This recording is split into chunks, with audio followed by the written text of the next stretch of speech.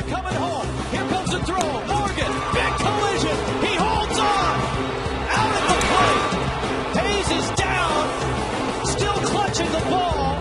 And amazing that he held on. He was absolutely flattened. Tracy ground ball base hit left field. Here comes Hanley. Coming to the plate. Bernadita. It's a good throw. Punch with a tag. He's safe. He's safe. Ball game. Marlins win it.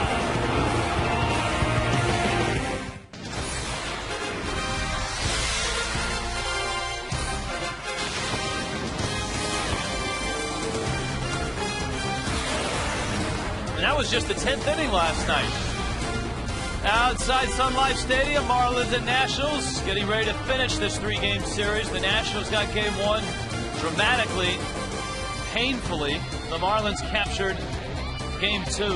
Nyjer Morgan, Cameron Maybin, Donnie Murphy's in the starting lineup tonight as the Marlins get ready to go to Chris Volstad start against Scott Olson. Hi, everybody. Rich Waltz along with Tommy Hunt. That was an emotional win last night for the Marlins. You came away from the ballpark feeling, I know the ball club did, feeling pretty fired up. You know, a lot of people will say a 1-0 game isn't all that exciting, but you had some tremendous starting pitching on both sides and then a great 10th inning. All right, you saw the play with Brett Hayes holding on the Nyjer Morgan collision. That seemed to spark the Marlins, especially Hanley Ramirez, once he got to the bottom of the 10th. Yeah, Hanley caught fire. Interesting, the Marlins had 3 hits in the game. 2 of those 3 hits came in the 10th inning, but it all started with Hanley Ramirez. He got things going, a broken bat single up the middle. Took a good turn. Loved to see that. And it didn't take him too long to get a great jump and steal the bag, not even drawing a throw from Pudge Rodriguez. Chad Tracy was a hitter. He had a feeling they may go away. He took the ball the other way. Hanley summed it up, saw the plate a little open there on the inside, went there with a great slide and got past Pudge Rodriguez. And that was the ball game. The Nationals argued, but afterwards, once Pudge watched the replay, he said, you know what? I apologize. The guy made a good call, and I'll tell him that tonight. Here's the pitching matchup for tonight's ball game, the series finale. Chris Volstad on the mound for the Fish. Hey, Scott Olson's back in town, and he goes for the Nationals. Hey, the last time the Marlins saw Scott Olson, he only lasted an inning and 2/3. They got 8 hits and 7 runs off the former Marlin. And Chris Volstad has had his best games this year against the Washington Nationals. He's 3-0 against the Nats on the year. And by the way, get Niner a bat. He's 5 for 14 against Scott Olson. We'll see if the intensity from the 10th inning has any residue on this one. Great defensive night last night for both the Marlins and the Nationals. We'll take a look at defense. Allison Williams and Jeff Conine will discuss when we return.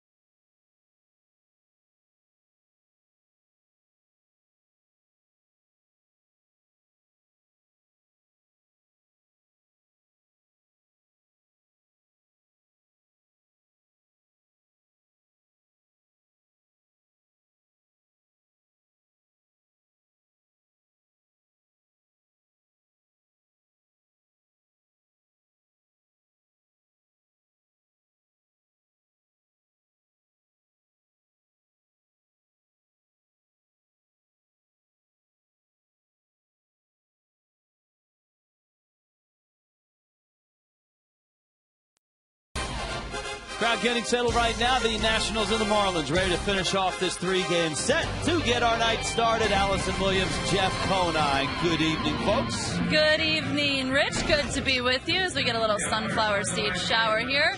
Nationals will send Scott Olson to the mound, a guy they know pretty well after being his teammate from 05 to 08, a stretch when he went 31 and 37 for the team. And Niner, I think it's a guy you know pretty well too. Not too bad against Olson. 5 for 14. Take it. Yeah, he's left-handed. I like lefties, and pretty basic, straightforward left-hander, fastball, changeup, and going deep. Cincinnati Reds. I was looking a little bit, kind of fastball down the middle, maybe a little in. I thought he might try to get me in, get in my kitchen, so to speak. Yeah, see. Didn't quite get it in far enough. You're one home run off of lefty Scott Olson. He'll get his third start against Florida this year. He's 1-1. They lit him up, though, back on August 11th. He lasted just over an inning, allowing 7 runs and 8 hits during that short time against them. Take a look now at the Marlins defense. It was solid last night. A big improvement from game 1. Yeah, you look at a 0-0 game going in the 10th inning, you're going to have some great defense. Cameron Maven gets it started off with a heads-up play. The guy gets a little too far off first base. He's got a good arm. Hanley Ramirez with a good play coming in. Mike Stanton continues to impress in right field. Bonifacio has played some outstanding defense, both in the outfield and in the infield. You show his natural position to right there at second base. Chad Tracy goes in the hole again, makes a great play. All that leads up to 7 scoreless innings for Anibal Sanchez. A good team effort all around, as Edwin Rodriguez said in his post-game conference. He was very satisfied with the effort the Marlins showed last night. They'll look for the same effort tonight, hopefully the same result. A Marlins win as they look to take this series against the Nationals. Game 3, first pitch coming up right here on Fox Sports Florida.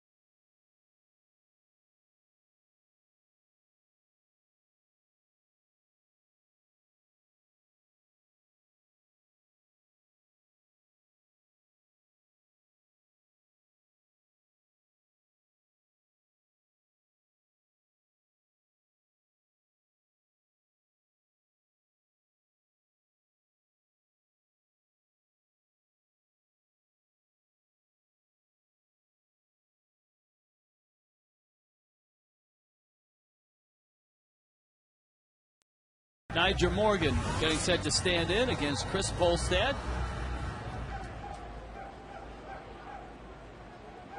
Nationals lineup looks this way. Morgan, Desmond, Bernardina, Dunn, Morse, and Kennedy. Gonzalez, Nieves, and Scott Olson.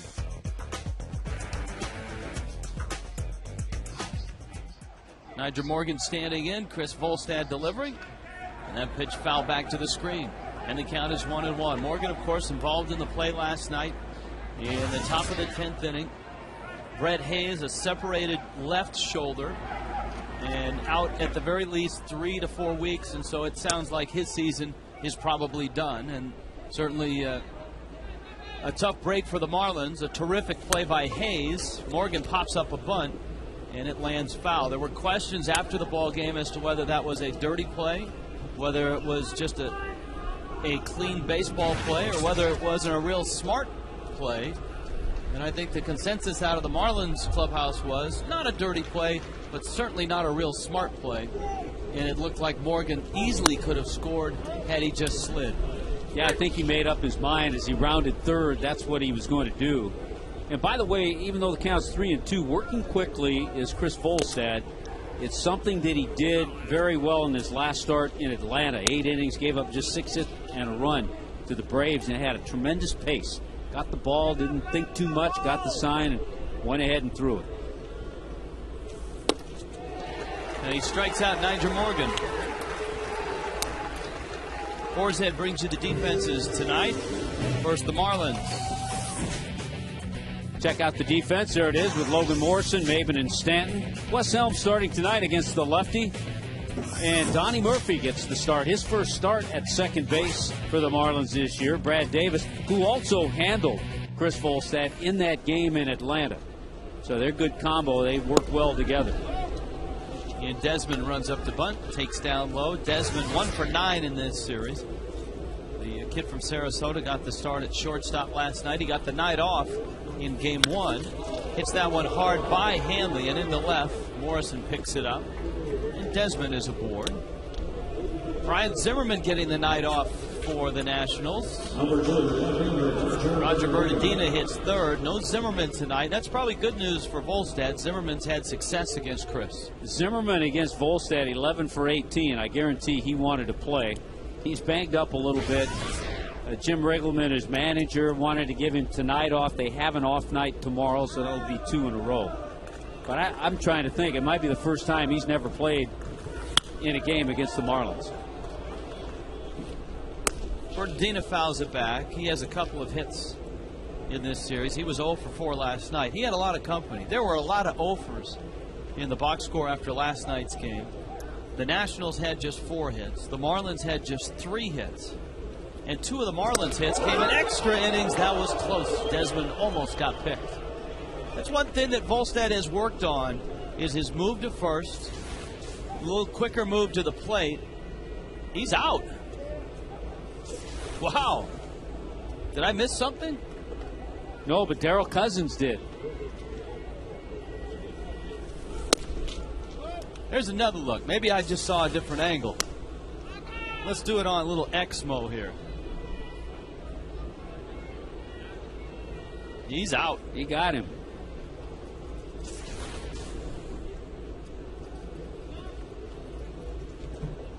One coming. Change up off the end of the bat. Helms approaches. Fires on over to first in time. And there are 2 outs. Desmond is in scoring position for Adam Dunn.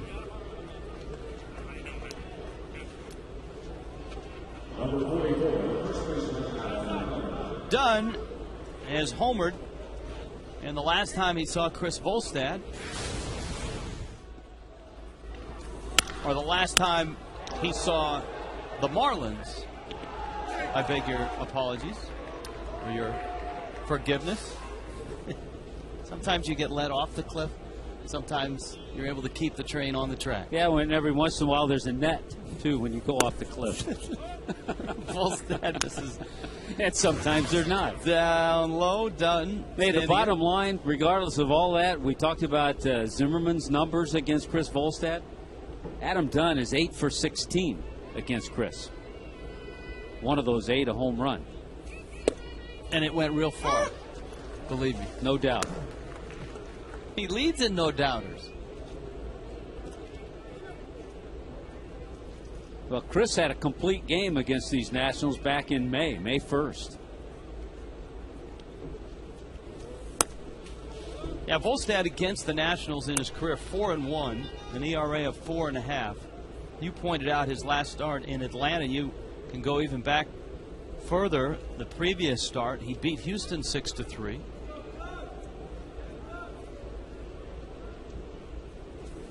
He's rebounded well after his short stay in AAA, had 3 starts in AAA. But since the All-Star break, Chris Volstad has won 4 and lost 1.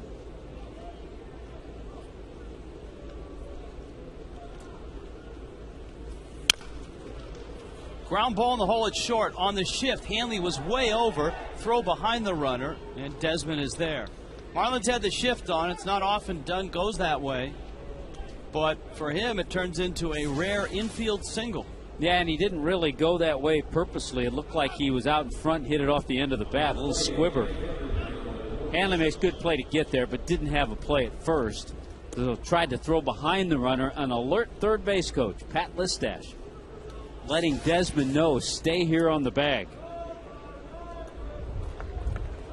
Now Michael Morse, the Nova High graduate. Morse has 3 hits in this series. Volstad pounds him inside for the fastball. No swing, says Darryl Cousins.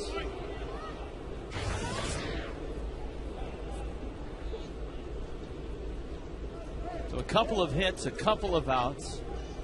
And that pick off at first that could have gone the other way. And Volstad has to pitch himself out of trouble.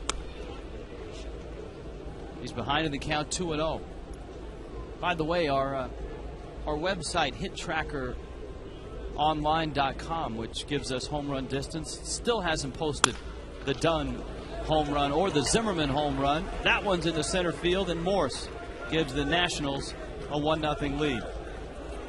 So the call at first base a little bit costly now as Desmond comes across to score. Yeah, you don't think too much about it early in the game, but Morse has really hit the Marlins well in his brief career. Right around 340 now with that base hit. And a big 2-out RBI there. He's 12 for his last 17. That ball lifted in the air to right center field.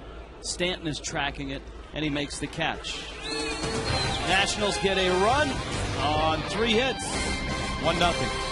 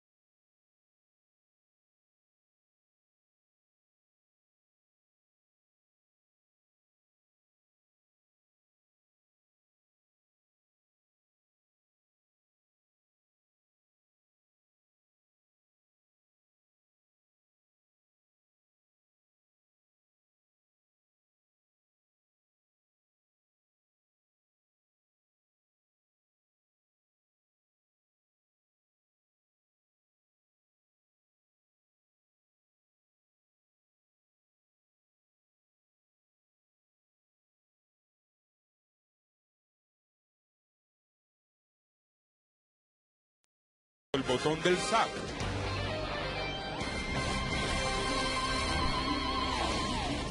Marlins lineup tonight, a game over 500 at 66 and 65. Cameron Maybin in the leadoff spot. Logan Morrison will hit second. Hanley had a terrific August. Gabby Sanchez in the cleanup spot. A rare start at second for Donnie Murphy. Wes Helms at third. Mike Stanton in right. Brad Davis gets the start behind the plate. And Volstad will hit ninth against Scott Olson. You see the numbers for Olson. He's been battling a little bit of shoulder inflammation. Has spent time on the disabled list this year. Well, he had shoulder surgery last year. We know him well. When he gets that changeup, has command of that pitch, he can be tough. He spots that fastball in and out, drops some sliders in. But the Marlins touched him up pretty well last time out. Inning and 2/3, he gave up 8 hits and 7 runs. Yeah, in his career against the Fish, just 1-2 with an ERA of close to 7. Maben leads it off.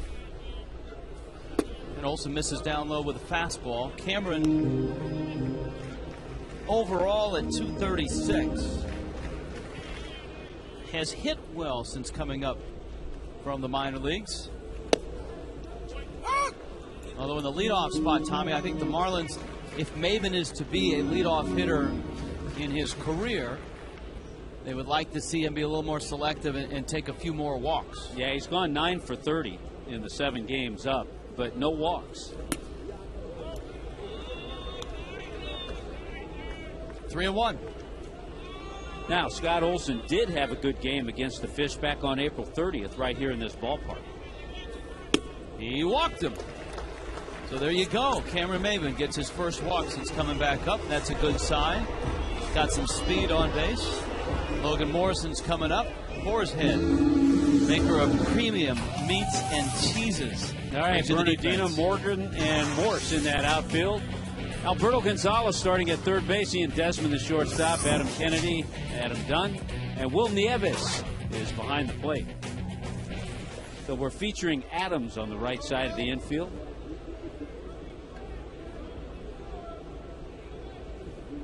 Morrison checks in 0 for 6 in this series. He has drawn 3 walks. And Olson pumps in a fastball for a strike. Against lefties, he's been outstanding. 12 for 29. That's 414. 247 against righties.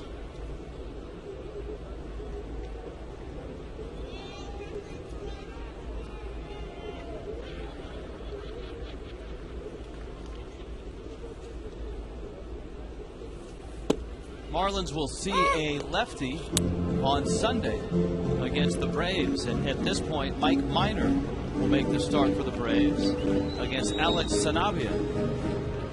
Great match. It's the JJs on Saturday night. Jair Jurgens and Josh Johnson.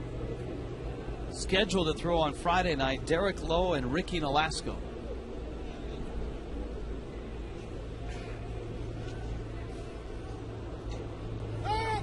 And evidently, Derek Lowe has already been scratched from that start. He's had some issues in his throwing session. Things didn't go well, so Derek Lowe will not be starting.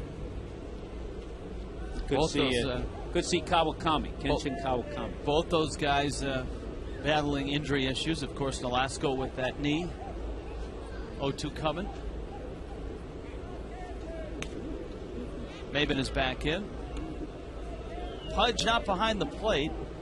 It's Will Nieves back there. Olson has a decent move. As a Marlin, he generally would get a guy at first base every 2 or 3 starts.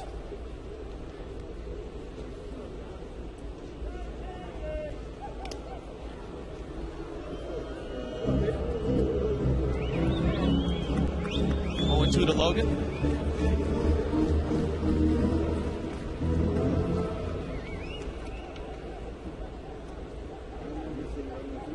Maben has 6 stolen bases, not a big lead. And Morrison pounds it into center field, a base hit. Maben flying around second on his way to third. And a great 2-strike approach by Logan Morrison. Marlins are set up. First and third, nobody out. Here's a good sign for Logan Morrison. First of all, Scott Olson's never gotten him out. He's 3 for 3 off Olson. Number 2, the last few games he's found himself pulling off a little bit, especially that upper half. Just 2 for 19 coming into this game. Sometimes when a lefty faces a lefty, it makes him even concentrate more on staying in, and he stayed in nicely there. So there's Morrison with Maben across the diamond, and here's Hanley, who of course had the start of the bottom of the 10th last night with that broken bat single, then a stolen base, and then the terrific slide under the tag of Ivan Rodriguez. Olson changeup, Hanley hammers it. Left center field base hit. Maben scores. Morrison to third. Hanley's trying to stretch it. The ball gets loose. Morrison will stop at third. And Hanley with a great hustle play is in at second base. Well, it turns out to be great because the ball skipped by the second baseman, but had he caught that ball, Hanley was out by 15 feet. Another good bit of hitting, 88 miles an hour on that fastball from Olson. There's the check by Hanley, plays in front of him, and then the ball skipped by Kennedy, the second baseman.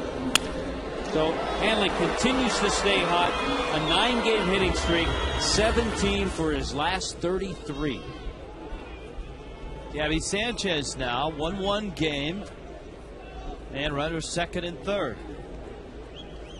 Sanchez had his 34th double of the season last night. And a chance to pick up some RBIs. Pulls it foul, and it's 0-1. Jason Hayward has been having quite a week, and he's starting to close the gap a little bit in terms of rookie numbers in the National League.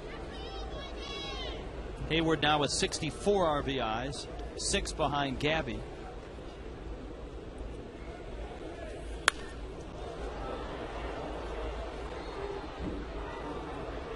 We're talking about his last start, Scott Olson's last start against the Fish, and he wasn't around long.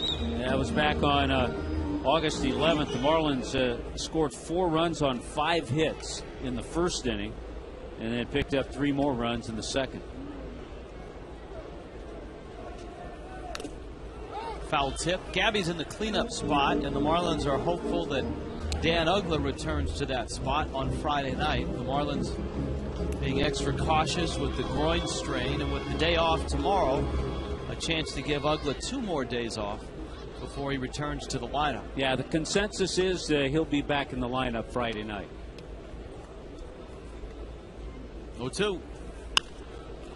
Breaking ball popped him up out in a shallow right.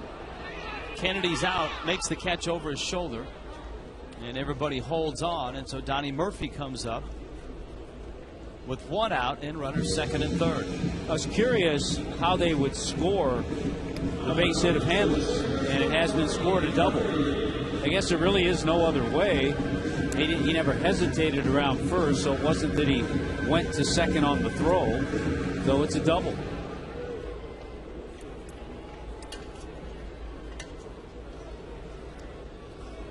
You can see the infield is back, so with 1 out, a ground ball up the middle scores another run. Donnie Murphy getting the start at second base, and he's hitting 5th.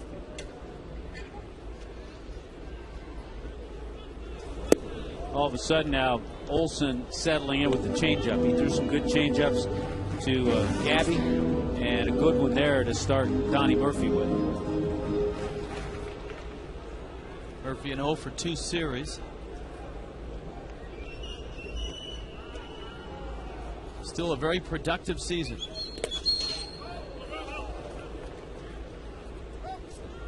And as we know in watching Scott Olson over the years, he'll triple up on that changeup. Not afraid to throw it 2 or 3 times in a row. 8 of Murphy's 13 RBIs has come as a pinch hitter. And 7 for 19 as a pinch hitter with 2 homers off the bench.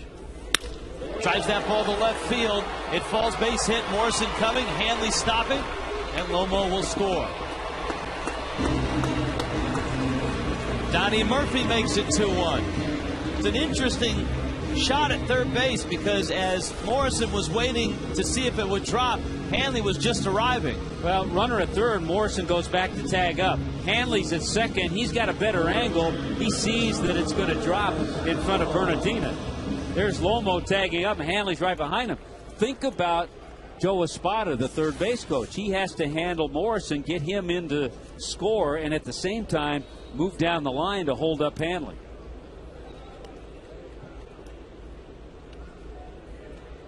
All right, there's another run sitting out there, and here's Wes Helms. 2-1 ball game.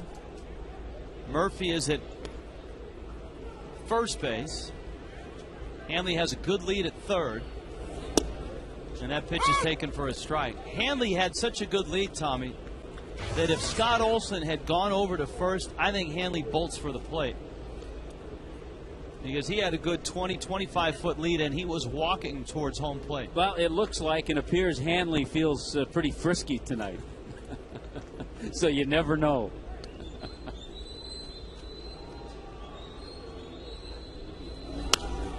Helms gets jammed and shoots that one foul. And the count's 0-2.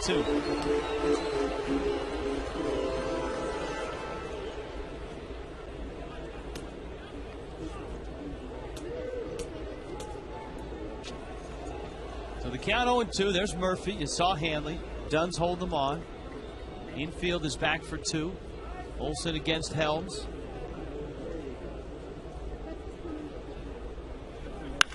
Helms drives that ball to left center field, hits it well. Morgan on the run, looking up. That ball is off the wall. Bounces high. Murphy round third. Hanley scores. Murphy scores. Helms drives in 2.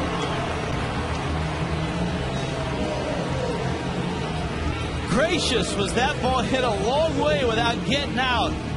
Helms hit it about 420 feet. I think Scott Olsen will rethink trying to sneak a fastball in on Wes Helms. Trying to get it in, but Wes Helms connected. Our checkers double of the game. A big one here in the first inning. 2 RBIs for Wes. He adjusted, pulled his hands in, and got to that fastball in.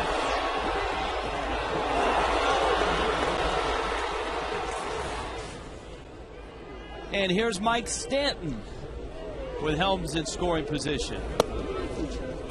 And a strike from Olsen. Mike Stanton, as everyone that follows the Marlins knows, has been in a real funk. About a 2.5-week funk. He's won for his last 35. That one came in this series. What a that difference. one foul. His one came on Monday night. What a difference, Rich. 3 hits all last night. And 4 in the first inning here. Well, I mean, look at the totals for both teams. It's the same as last night. There are 7 total hits already, and there were 7 in 10 innings last night.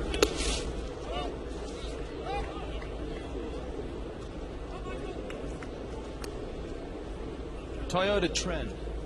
Last night, 7 combined hits, the lowest total in the 103-game rivalry since Montreal moved to Washington in 2005.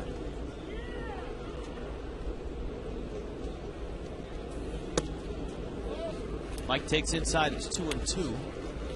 We were talking to John Maley about Stanton this afternoon, and one of the things he talked about was the fact that he's now starting to take pitches that aren't strikes, which wasn't the case in that 2.5-week window.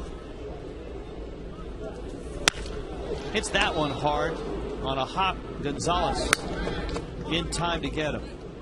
It's starting to come. Yeah, it's the frustrating. This part is as frustrating because he's feeling better. He's having better at bats and swings. But the last couple of nights he's hit a few balls hard at infielders.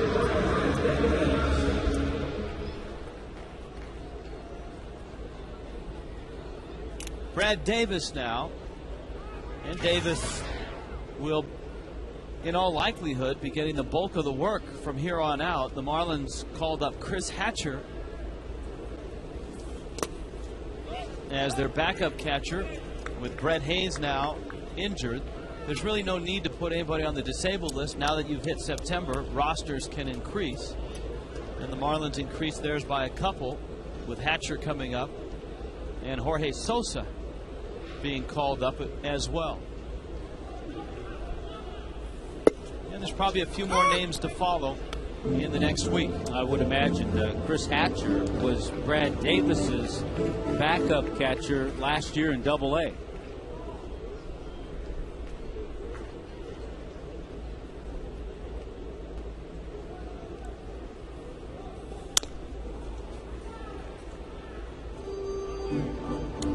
One and two.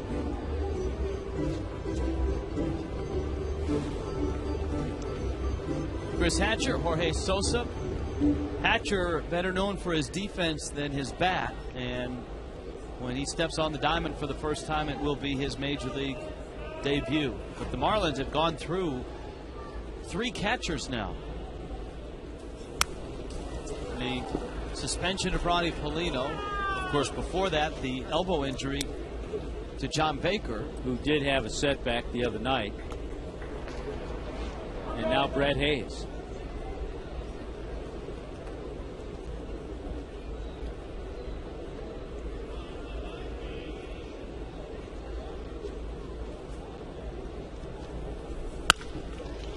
Davis pulls that one foul. You got Volstad on deck. Olson trying to finish off Davis and get out of the inning. This start is shaping up like the last start Olson had against the Fish.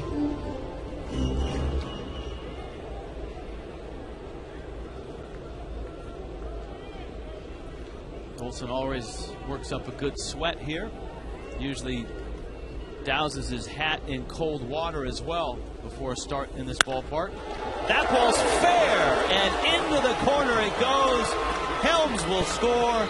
Davis pulls in with a double. That's got to make Brad Davis feel good.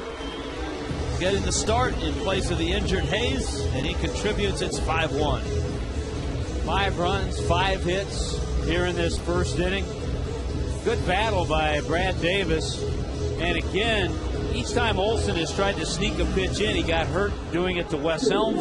He tried to sneak a fastball there to Davis, and Brad jumped on it and kept it fair.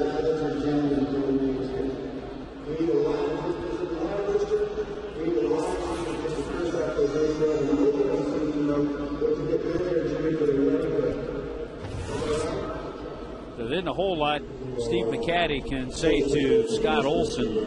One thing he hasn't really established is the slider that he uses. He's thrown fastballs and some changeups, and his control on his fastball hasn't been there because the Marlins have jumped on that pitch.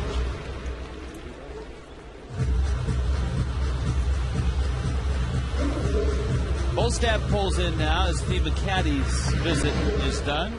And the Nationals pen, Craig Stammen is up.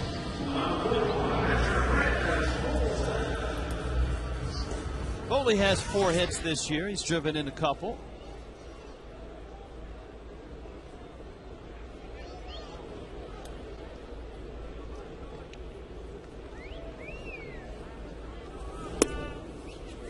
And a strike at the knees.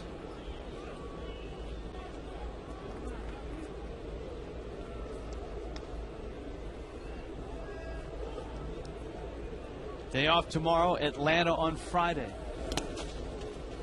And the Braves, who have been really rolling ever since that wild comeback against the Marlins on Sunday, are off to a 2-0 start against the Mets in Atlanta tonight. That's in the 2nd inning.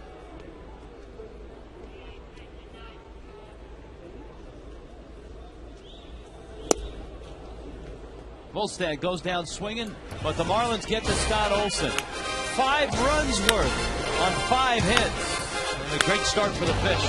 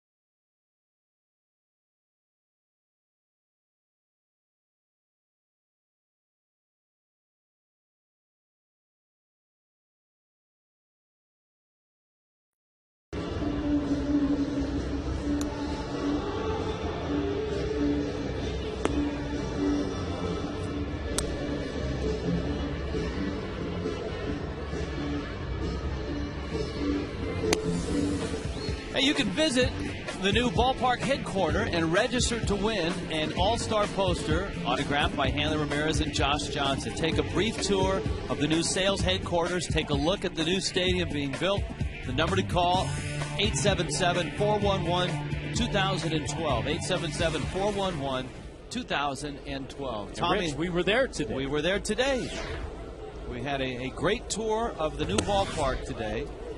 Claude Delorme took us down there, PJ Loyello, Emmanuel Munoz, and all the folks down at the ballpark. We walked everywhere. We went out on the field. We walked up into the first level, the promenade level. Promenade level was beautiful. The suite level. There's a liner into right field. And Stanton misplays it. Maben backing up. Runner coming to second, and he'll get there. An error by Mike Stanton, who looked like he actually tried to barehand that ball. Well, the ball took a funny hop when it hit on that grass. It's going to be a single and an error. But watch this. Ball has some spin to it. Looks like it's going to spin back toward Mike, and it kicks the other way. And that could be remnants from the sogginess out there the other night, the football game. But not a true hop on that ball as it skipped by Mike, but he's charged with the error. So a single and an error, and here comes Will Nieves.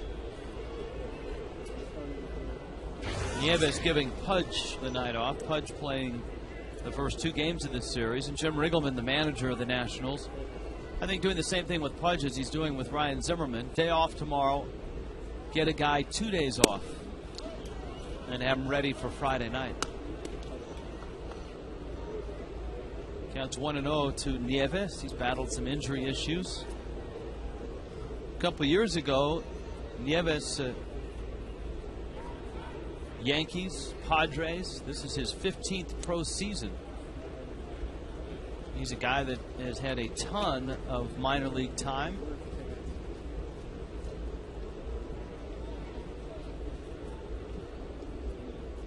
Of course, the Nationals made a couple of call-ups. One of the call-ups they made, Wilson Ramos. Fly ball, Stanton giving chase. Wilson Ramos, the young catcher that they got in the Matt Capps deal when they sent Capps to Minnesota. Ramos kind of stuck behind Joe Mauer and is supposed to be a very talented young catcher. And many thought if Mauer was not in Minnesota, Ramos would be catching for the Twins every day, which begs the question, what happens with Pudge next year if Ramos is ready to go and you've got a guy that good? Is he Pudge's backup? Do they split time? Because Pudge has another year on his contract. Yeah, we'll let Mike Rizzo deal with those things. He's pretty good at that. The general manager of the Washington Nationals.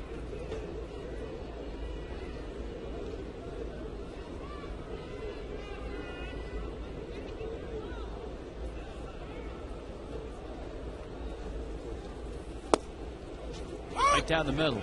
It's an opportunity, even with the leadoff base hit and the error, an opportunity for Chris Volstad to work through this.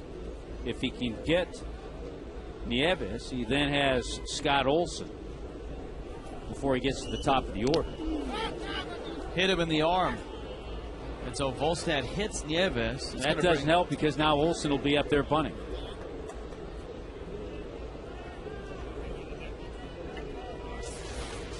Another look. Tried to go in with a fastball. You see Brad Davis shifting in there. The ball just took off and sailed and went in too far and caught a piece of Nieves.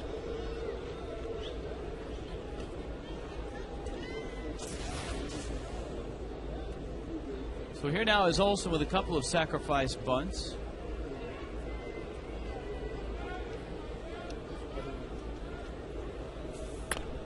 Drops it down. Davis picks it up. Fires the first. Olson got down the line pretty quickly. And the throw just got him. So the sacrifice is in order. And now Volstad, who gave up a run after two were out in the first, trying to get the second out here in the second inning. Yeah, we were down there today. Had a great tour. It is absolutely astounding how far along that stadium is. If you drive by it on the Dolphin Expressway, or see it when you're down there. You hear the warm reception that Niger Morgan receives. He flips a a fly ball out in the left center field. That's going to score the run. And so Nyjer Morgan with a sacrifice fly, and the Nationals make it 5-2. There we are.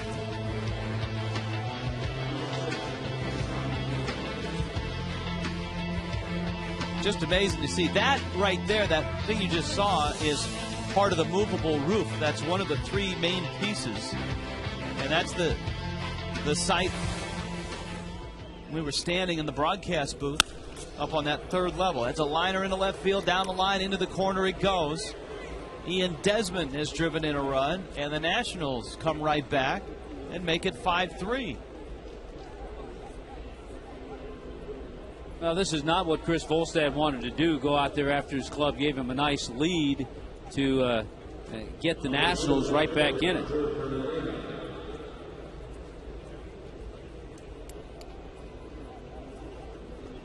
Ian Desmond, so far tonight, 2 for 2.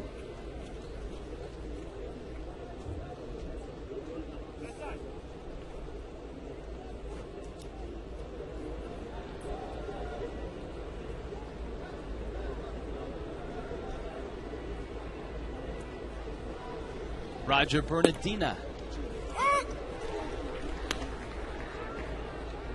Bernardina bounced to third back in the first. Desmond in scoring position with 2 outs.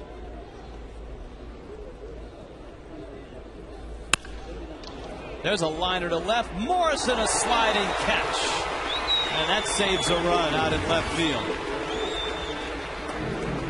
It's a bad defense, some good defense. And a lot of runs already tonight.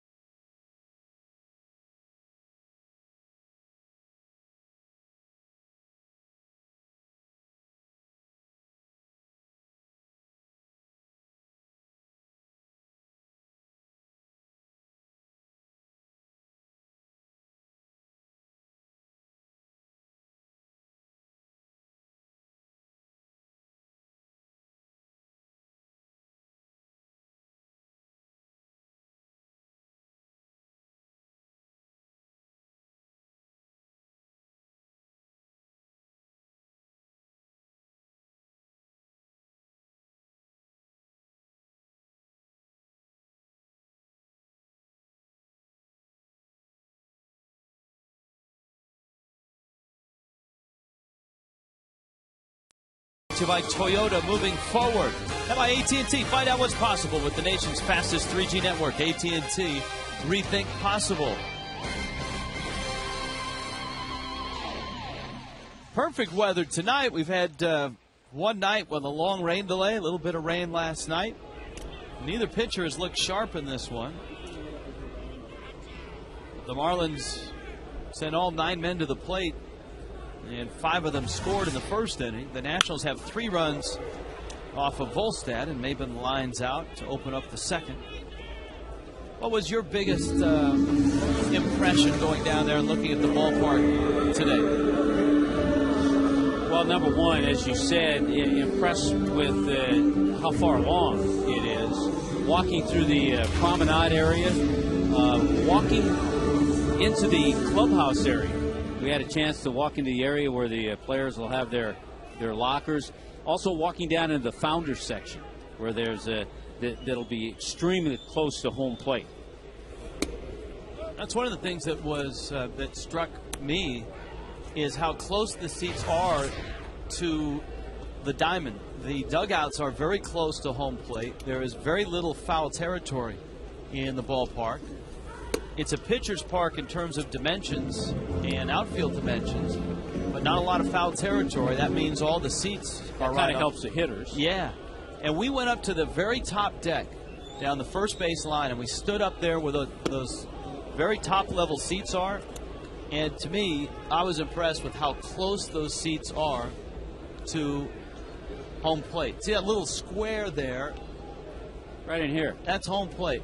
And there will be seats. See how those seats slope down on the left there? There will be seats that slope all the way down around the diamond. But when we were up in that upper deck, it did not seem like it was all that high. And of course, you have that great look at the Miami skyline. Those will be glass panels behind those white pillars through left field. And when the roof is closed, you'll still be able to see the Miami skyline. We got to see where the bullpens are going to be, where the pool is going to be. Yeah, but seeing the pool and the little area down there that you'll be able to rent is pretty darn cool. Morrison shoots that one off field. I don't think Bernardina sees it, and it gets by him and goes to the wall. Morrison never stopped, got himself a double. They can call a double a wind-blown double. This one is a light-aided double. Yeah, I mean, there were two things. I don't think he saw it right away, but the ball also was hit harder than I thought. I thought it was a looping line drive to left. He didn't pick it up, but it gets over his head. And I'm not so sure if he picks it up right away if he makes a catch. Either way, it's a double for Logan Morrison, and he's now 4 for 4 in his career against Scott Olson. He was 0 for 6 in this series before tonight, and he's 2 for 2. And the Nationals have seen enough of Hanley Ramirez right now, who is probably as hot as he's been all year long at this moment. Hanley doubled back in the first, has hit it 9 straight. And so he's going to get 4 wide ones. And it's the, many feel it's the red hair. Well, and the other thing, you talk about the Nationals having seen too much of him this year. This year against the Nationals, before the game, before he got his double, he was hitting .365 with 6 home runs.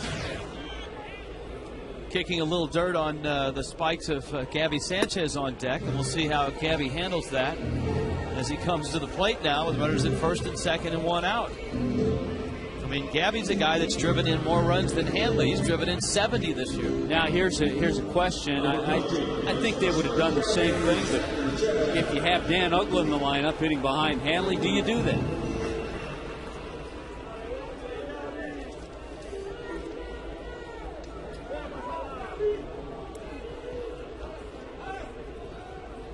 You know what? Just in looking at the numbers, I think so, because Uggla has struggled against Olson. This is where, as a hitter, you know, you can't take it too personally because it does happen. They're doing it because Hanley's hot, but you get a little extra. You reach back because you want to drive in a run here because they walked Hanley to get to you. Gabby drives it down the line and deep. It's hooking, and it's foul.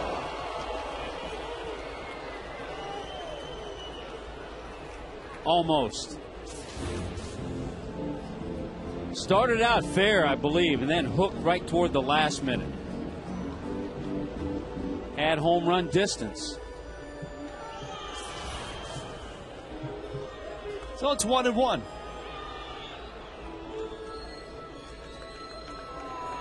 We'll see Jason Hayward and the Braves this weekend. Freddie Freeman just got called up, and he's first baseman, and he's in the starting lineup for the Braves tonight.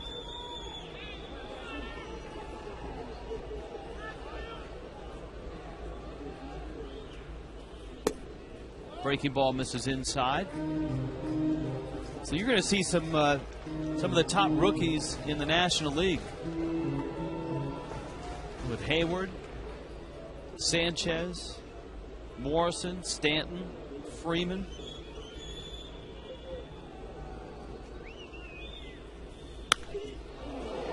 There was some thought that the Braves might trade Troy Glaus in the last 24 hours. They had him playing in the minor leagues, playing some third base.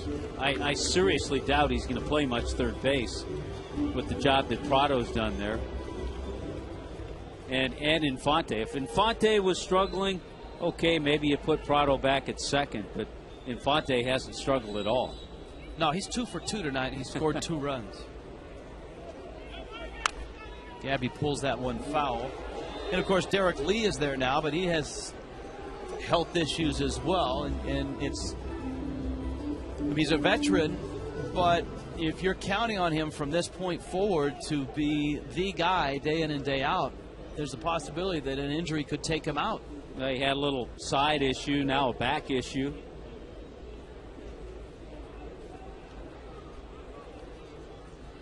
Here's the 2-2. Gabby hits it into right field. That's a base hit. Morrison will get the stop sign.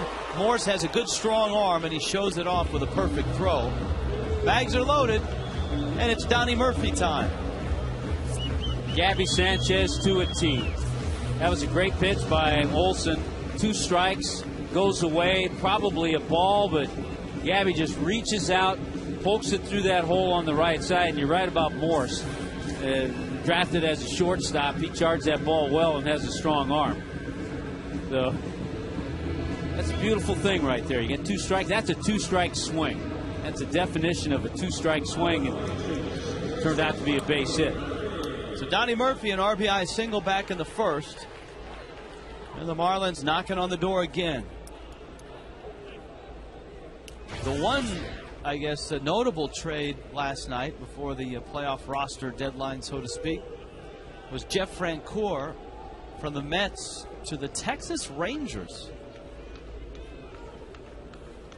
Murphy goes after the changeup. It's 0-1. Boy, the Rangers have tried all kinds of pieces. Jorge Cantu just has not contributed offensively, as you see the bases loaded.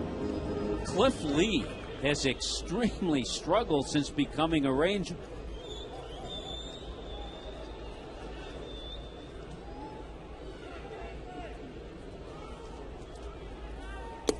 Ball's in the dirt. Of course, the good news for the Rangers is that they play in just a 4-team division, and everybody else in the division is under 500. Yeah, I think they're going to be okay, but with an 8.5 game lead. But what they're trying to do is position themselves for postseason. If it were college football, they might lose their BCS automatic bid. There's a roller out towards short. Murphy's going to drive home a run, and the Marlins make it 6-3.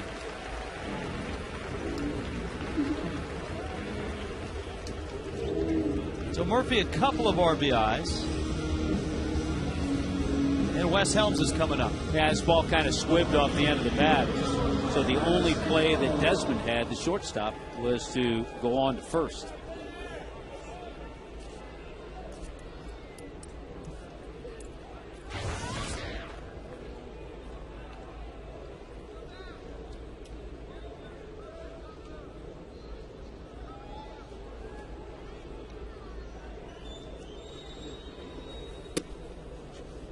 Helms a 2-run double back in the first. You know, when the ball hit off the wall, I thought maybe Wes Helms might have himself another triple. And this has been the year of the triple for Helms. He's got 4 triples. Wes dumps it in the left. That's a base hit. Hanley scores. Here comes Gabby. Here comes a throw. He's in there.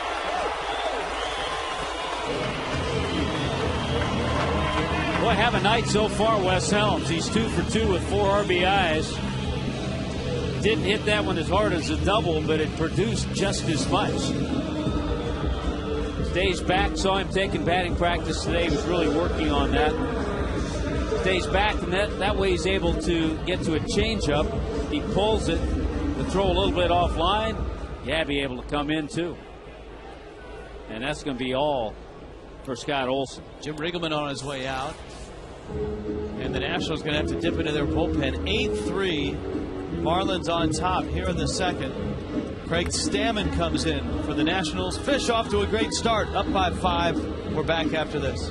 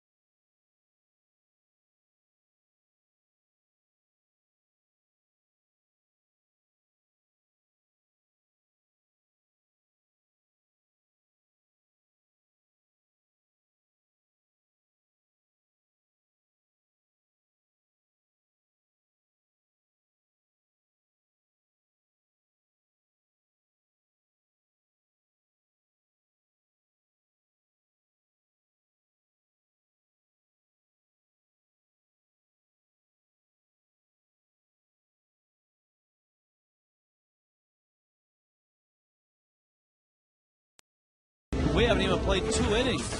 Craig Stammen is out of the Nationals pen. And for a while, most of the season early on, he was out of the rotation. This is his 10th appearance as a reliever. Different look for Mike Stanton, and he takes a strike. Stanton hit a real sharp one-hopper. And Alberto Gonzalez back in the first inning.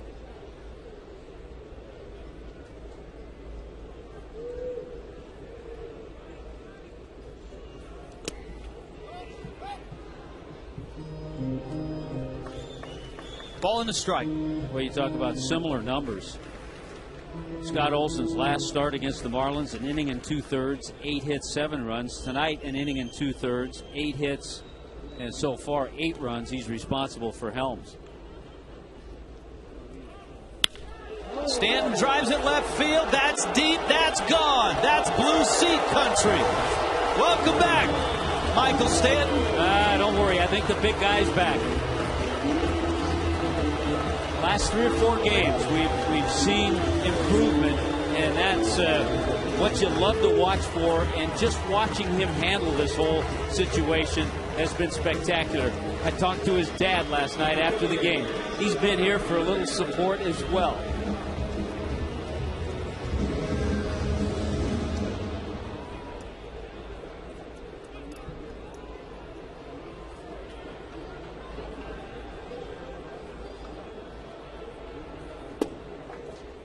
Brad Davis takes a fastball for a strike. You know, it almost appeared he didn't hit it that well. Off the end of the bat, and it got to the blue seats. A little bit on the end of the bat, but great extension. Davis a bouncer to third. The throw across from Gonzalez. The Marlins chase Olsen. Stanton goes deep, and just like that, it's 10-3.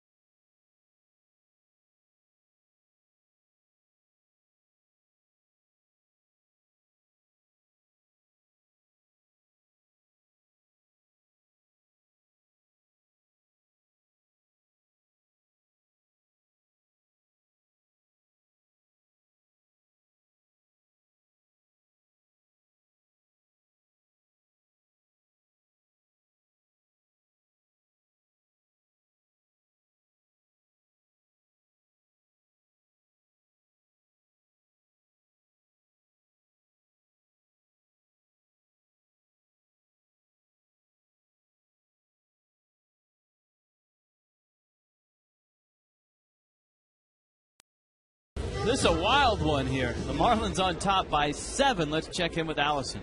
Much different game than we saw last night as Anibal Sanchez helped the Marlins to a 1-0 win. And it turns out 3 of the last 4 1-0 wins for the Marlins have been pitched by Anibal Sanchez and been against the Nationals. Sanchez had a 1-0 win back on May 30th against Philly. And then you'd have to go all the way back to July 2006 when he pitched a 1-0 game against the Nationals, which the Marlins won. Now, they followed that game with a 3-5 loss to the Pirates. But this year, following 1-0 wins, the Marlins have scored a combined 22 runs in the 2 games following, and it looks like they'll continue that trend here tonight. Already 10 runs scored. Guys.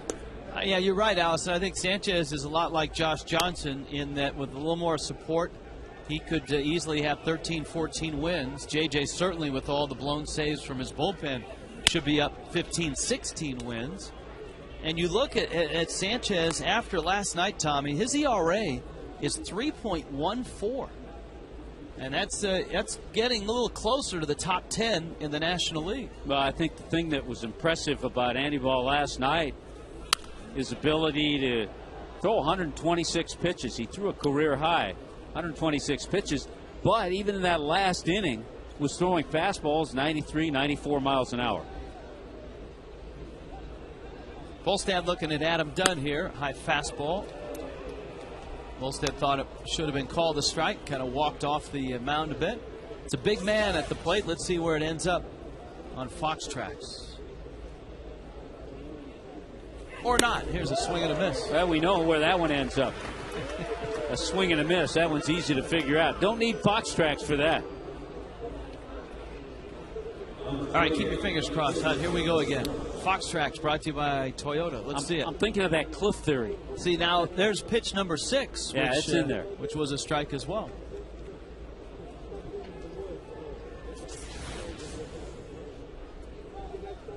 Well, the last home run by Mike Stanton was August 13th in Cincinnati. Check swing by Morse goes into the Marlins dugout. Count 0-1. I think Morse is with especially the injury to Josh Willingham, getting an opportunity to play every day. And in talking to Jim Riggleman and the National folk, they're real happy with what they've seen so far. They really like this guy, and they should. Finding a guy with this type of pop and his type of versatility is pretty rare. Yeah, we told you the other night he's played 6 different positions this year.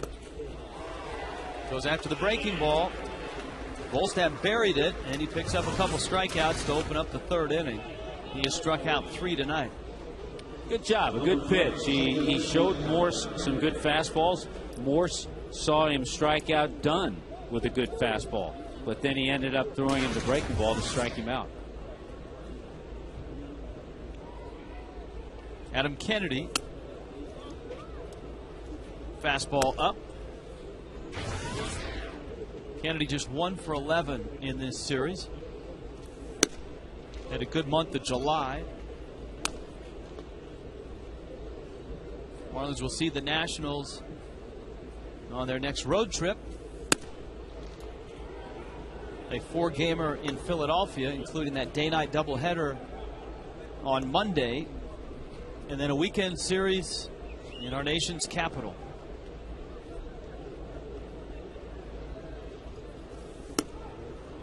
There's a good chance the Marlins will see Roy Oswalt in that doubleheader. Oswalt pitched tonight or today in L.A., and the Phillies beat the Dodgers. So his 5th day would be Monday. He took a no-hitter into the 6th inning. Yeah. He was outstanding in that one. The Marlins still have a home series against the Phillies, against the Cubs, a 2-gamer against the Mets coming up in September, and then finish the season with 4 at home against Pittsburgh.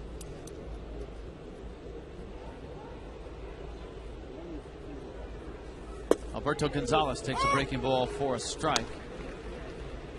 As you pointed out, the Phillies beat the Dodgers 5-1. How about the Cardinals, who lose again to Houston 5-2? Houston sweeps them. Nelson Figueroa is now 4-2.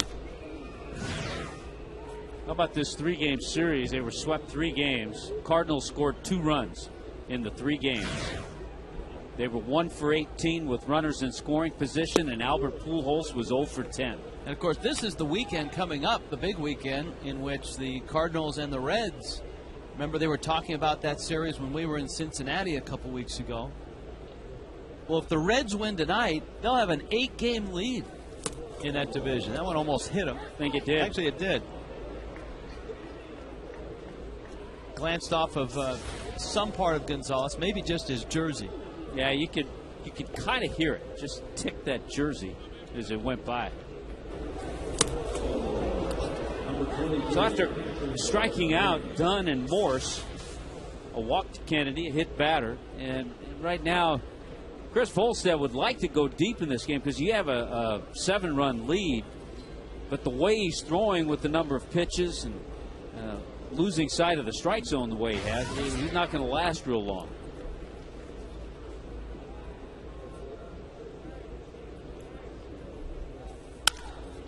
Ground ball to his left. Murphy, a spinning catch, gathers himself and gets the out. Nice play by Donnie Murphy to finish off the inning.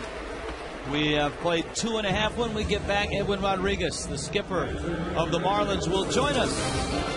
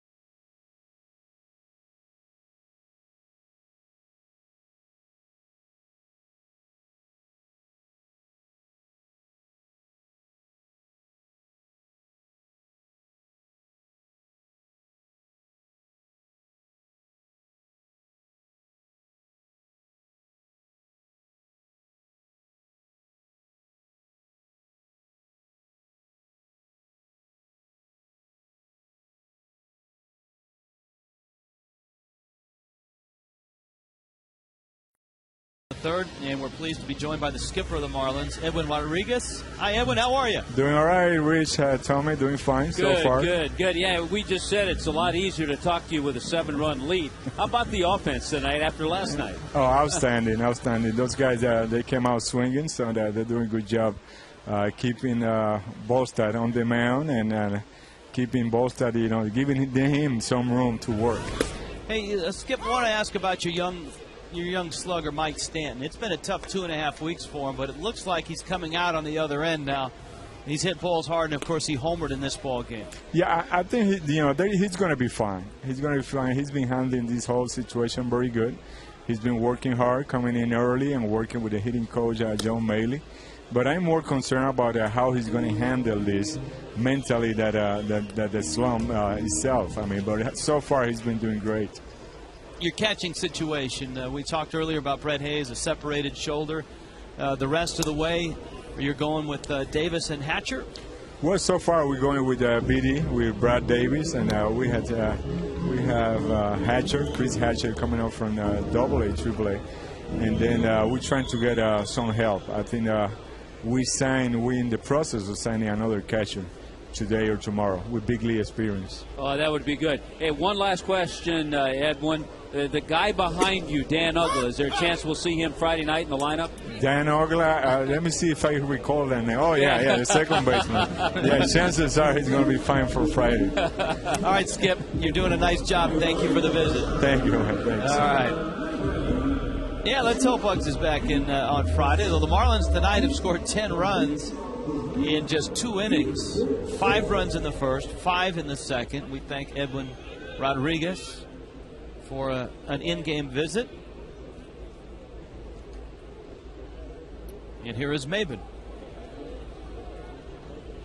See how quickly they forget names. I mean, Murphy's gotten a couple of RBIs, made a nice play with a base hit. Bonifacio filled in quite nicely, made that terrific defensive play the other night.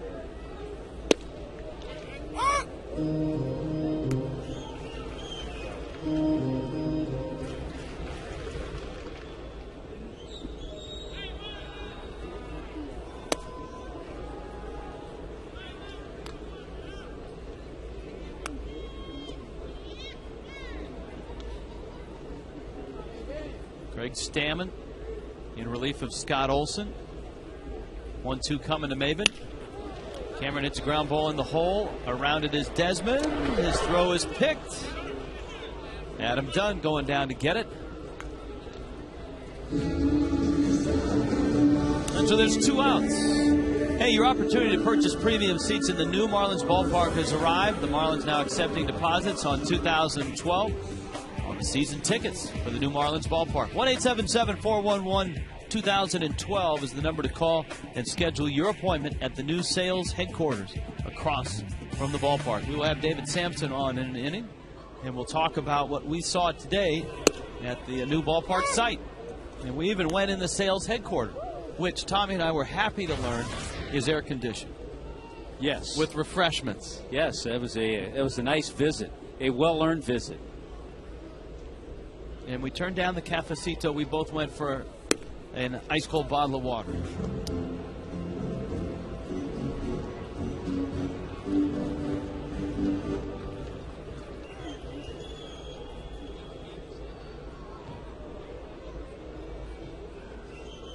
One pitch. Morrison takes down low. Logan Morrison singled in the first, doubled in the second. And so he's rolling right now. Stammen trying to clean up the mess that Scott Olson left. Marlins getting 9 of their runs against Olson. The 1 run that was charged to Stammen's line was Mike Stanton, because he hit a 2-run homer knocking in Wes Helms. Helms was the last guy that Olson faced.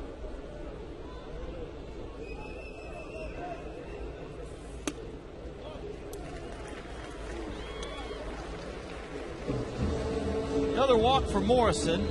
That is his 4th of the series.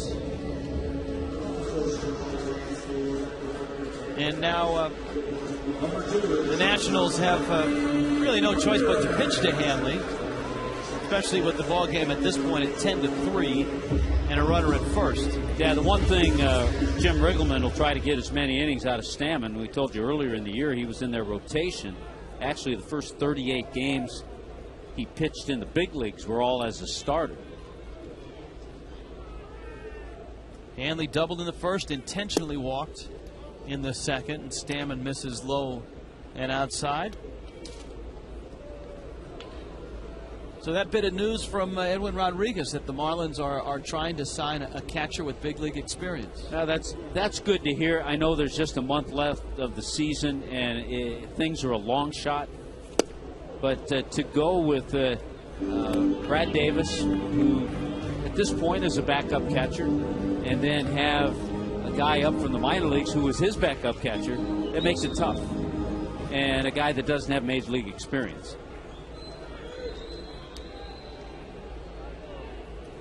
And not only for production at the plate, but also for handling a starting pitching staff and having some experience in the big leagues. Hanley pulls out one foul, 1-2.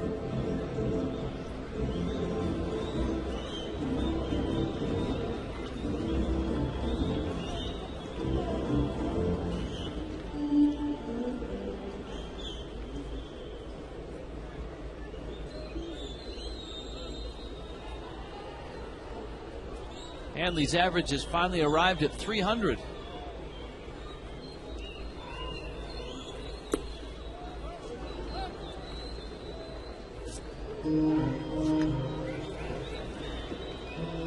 Two and two.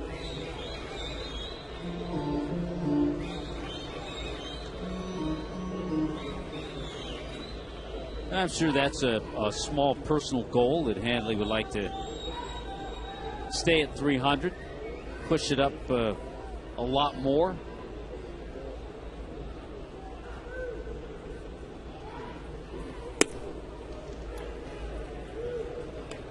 Count goes full. Morrison will be on the move.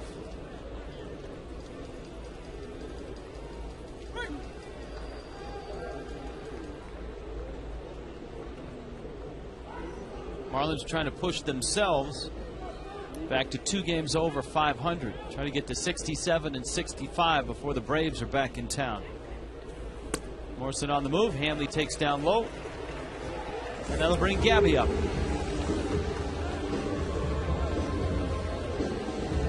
They still didn't want to pitch to Hanley. No.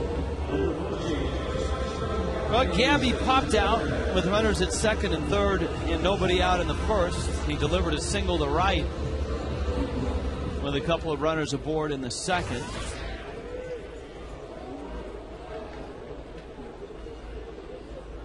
And it will be an interesting month of September for Gabby Sanchez. And I think very much a guy that should be in the Rookie of the Year discussion, if not near the top of everyone's list.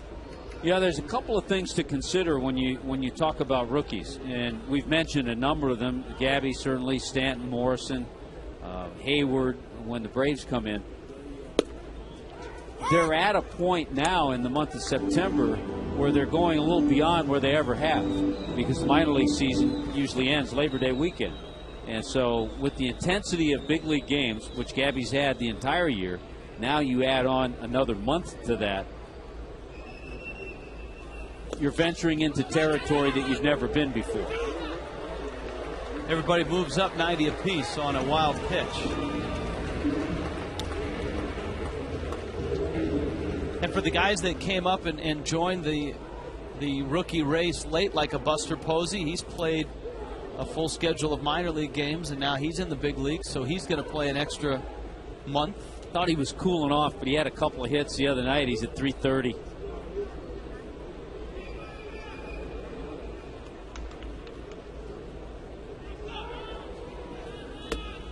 The Giants picked up a game on the slumping Padres. San Francisco plays Colorado tonight. An Andres Torres home run last night, the difference in their ball game. And the Diamondbacks just put 4 on the board in the bottom of the 7th and lead the Padres 5-2. Boy, the Padres on their way to 7 straight losses. And this is their biggest test of the year. And, you know, the Giants are 4 back starting things. Colorado and the Dodgers had to be kicking themselves, saying, how do we get this far back when San Diego finally is starting to come back down to earth? Gabby up the middle, base hit, center field. That'll drive in 2. And that'll add to a Rookie of the Year resume. 72 runs driven in, leading all rookies in all leagues. Gabby Sanchez is 2 for 3 tonight. This is why Gabby Sanchez is always going to be an RBI guy. Watch this. You saw the other base hit, how far away it was? Same thing here. He has an unorthodox approach, but it works. He stays on the ball so well. He doesn't try to do too much with it. And that time it produced 2 runs. I know that Jason Hayward has had all the hype early and has solid numbers, and I know that Buster Posey is stealing all the headlines right now. But if Gabby Sanchez gets to 90 RBIs and 40 doubles, it's going to be pretty hard to keep him out of the, at the very least, the top 3, if not the top 2 spots. I mean, even if he's at 85 RBIs, he has 34 doubles already, 137 base hits. Murphy takes a strike. And the count's 1-2. Johnny Murphy's driven in 2 tonight. I think the Marlins approaching their season high. I believe they scored 13 runs against the Brewers. Yeah, back in May. Yeah, they scored 14 in Tampa.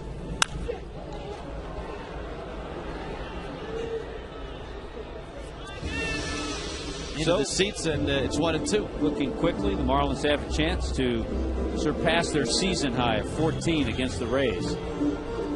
And as all loyal Marlin viewers know, the Marlins are 1 run away from rolling out the 10-run reel. Drive to right center. That ball's pretty well hit from Donnie Murphy. Morgan looks up. That ball's off the wall. Here comes Gabby.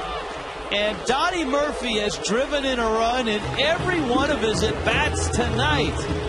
And yes, it's a 10-run lead. Could be one of the earliest that we've broken that out. How about the power that Donnie Murphy shows the other way? Remember the big home run he hit earlier this year? It was to the opposite field, and we both looked at each other and said, Donnie Murphy's got some pop. That was off Houston Street. And he comes close to hitting another one out to the opposite field. This one off the top of the wall for 2 bases. So here's Wes Helms, and all he's done tonight is go 2 for 2 with 4 RBIs. Marlins getting some of their frustrations out tonight against the Nationals.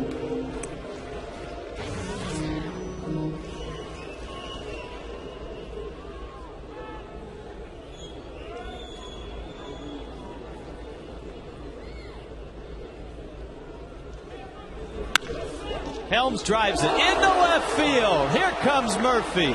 He's going to score. E5 or a bad hop hit? We'll have to wait. I think they said E5. Ball was hit hard by Wes Helms.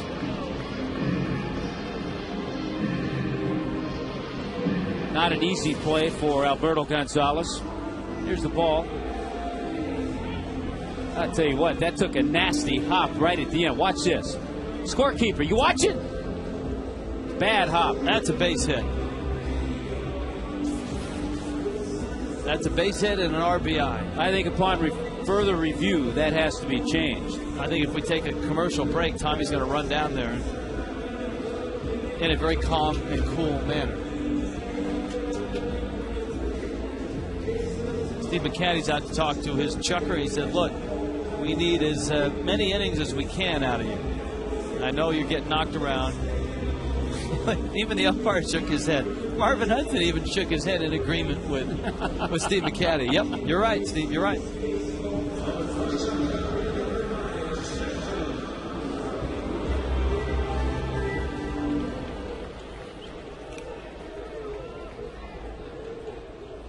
It was either that or McCatty said, don't hang one to Mike Stanton again.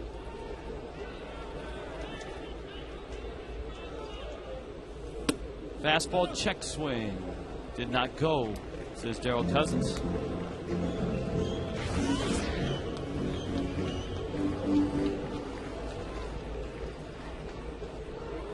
The home run was to left.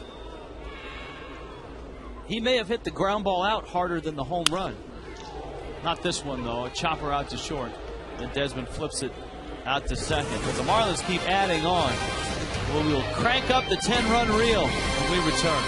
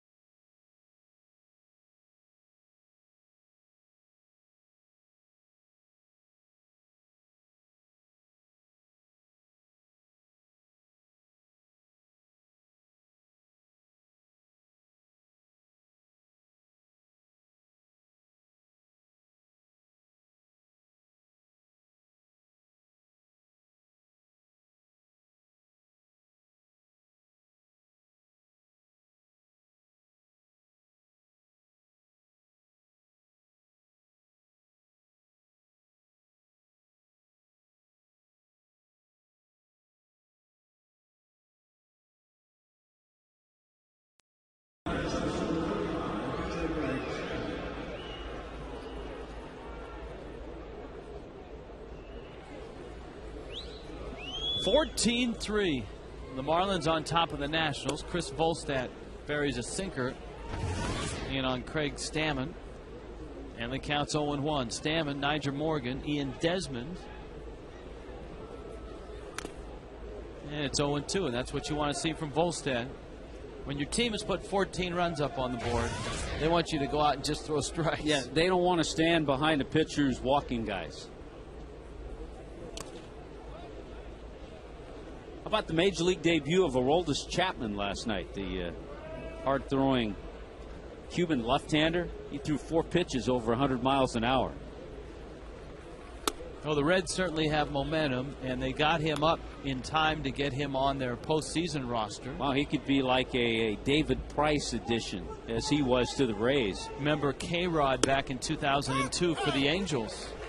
He was a September call. In fact, I think he was called up after September 1st, and there was an injury. There was an injury. And that's how he got to pitch in the postseason. He was a hero. All right, let's flip the phone. Crack staff is working on the 10-run reel. We're working on AT&T Trivia. Which current Nationals coach played college football at Kentucky?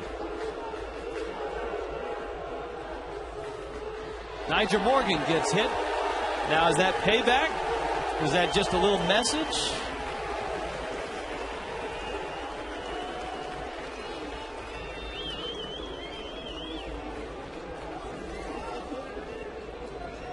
Here's the plunk here.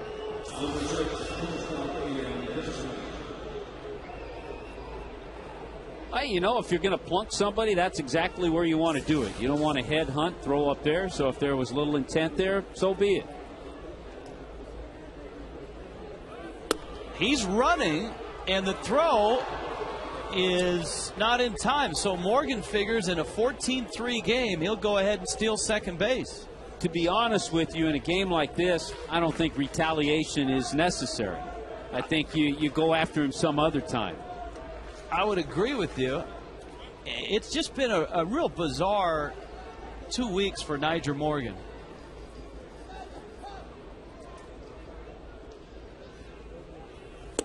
There's a swing and a miss. He's appealing a suspension of 7 games for throwing a ball. See, he's happy that he was plunked, and I guarantee if he comes in to score on a base hit, he's going to laugh at Chris Volstad. See, that's why I don't think you needed to hit him in that situation. I would agree with you. I didn't think he warranted getting plunked either. And he's running for third. Because that's what he's going to do. You hit him, you put him on base. So Morgan steals third. What do you think Jim Riggleman is thinking right now? Well, he knows him a lot more than we do, so he understands.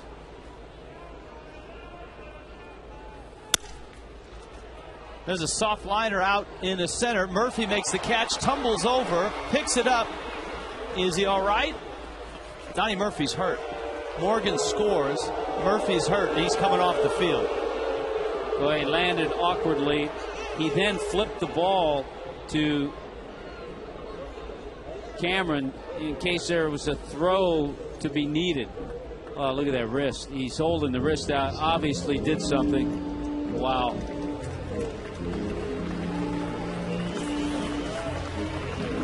Watch the right wrist.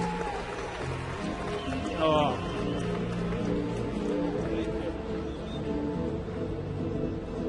And so Donnie Murphy makes the catch.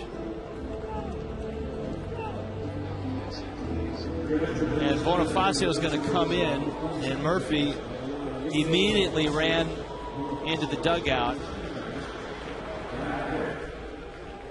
And so he's out of the ball game. We'll give you a report as soon as we can. As it is, Desmond ends up scoring Morgan.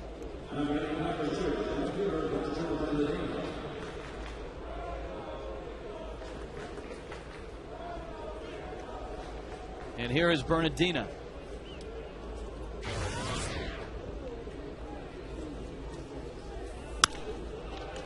There's a fly ball to the left. And Morrison makes the catch. We'll sort this all out when we get back. It's 14-4 Marlins.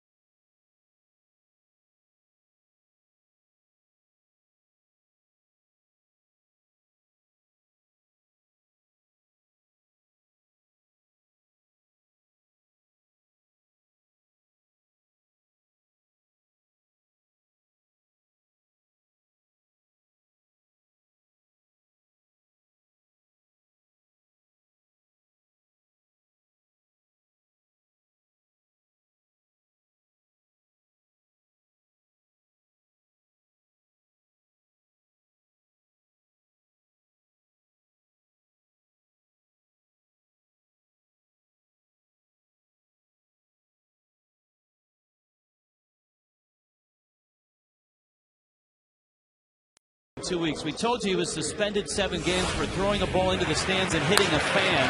This was 2 weeks ago as well, down the right field line. Now, there's no play at the plate. Watch what he does. He bumps into the catcher. The ball wasn't even coming to the plate. And then he goes back to touch the plate. He was actually out because Pudge touched him. And so the Nationals lost the run. And so that was very bizarre. And then there was last night's play at the plate as Davis stands in and he swings and misses. This was last night. This I don't think was a dirty play, but of course, coming off the heels of what you just saw against St. Louis, Morgan, who could have easily scored had he just slid feet first, decides to flatten Brett Hayes. He ends Brett Hayes' season with a separated shoulder. I mean, this is a guy that clearly has some issues, Tommy. You fire a ball into the stands and hit a fan in the head and get suspended 7 games. You go after a catcher that doesn't even have the ball and is not blocking the plate. That ball is crushed. Left field. Davis. Oh, man. Oh, they call him BD. How about that? His first career home run. Tonight, he's doubled and homered. He never hit a double at this level. Now he's hit a home run as well. So Brad Davis, 2 RBIs, and a solo homer here to open up the 4th. A little off-speed pitch. Brad Davis with a no-doubter as well. Here is Volstad. I mean, am I wrong here in saying that something is amiss with Nyjer Morgan? Well, part of the problem is the screwy nature of the suspension rule, that you can appeal and weeks and months go by before it happens. And a guy like that can continue to do goofy things on the field. So that's part of the problem. I mean, if a guy's suspended, make a decision. You got faxes, you got phone, you got all kinds of ways to communicate. I understand years ago they had to wait till teams went to New York to go to the MLB offices. But now you do all kinds of ways to now do they do things video. Make a decision. Absolutely.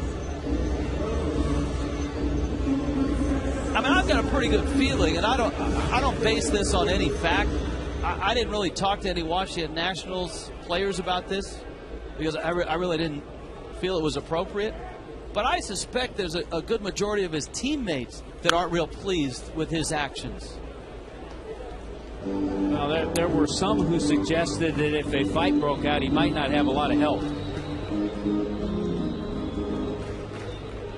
There's no doubt he plays the game hard, but there's a line between playing the game hard and playing the game stupid.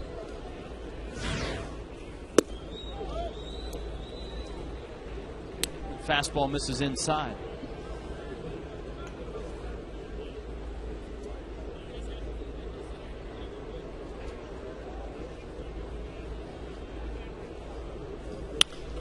Maben sends one out to left, and Bernardina is there to make the catch.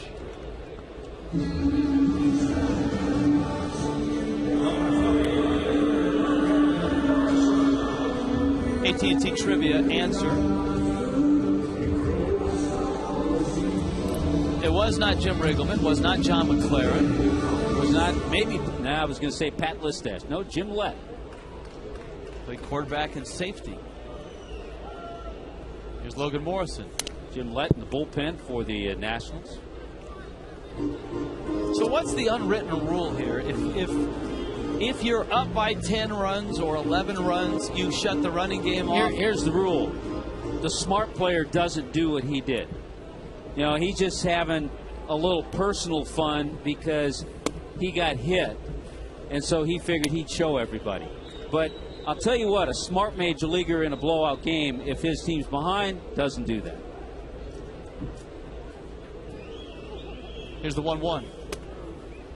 Now, his manager, Jim Riggleman, after that episode against the Cardinals, sat him down for a game and apologized to Tony La Russa and said what Morgan did was unprofessional and unacceptable.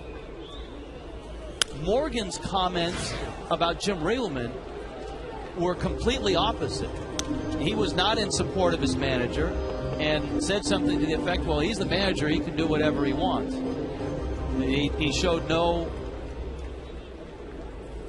remorse for taking a shot at a catcher who had his back turned to him. There's a swing and a miss. All right, enough of that. We're going to talk ballpark when we return. 15-4.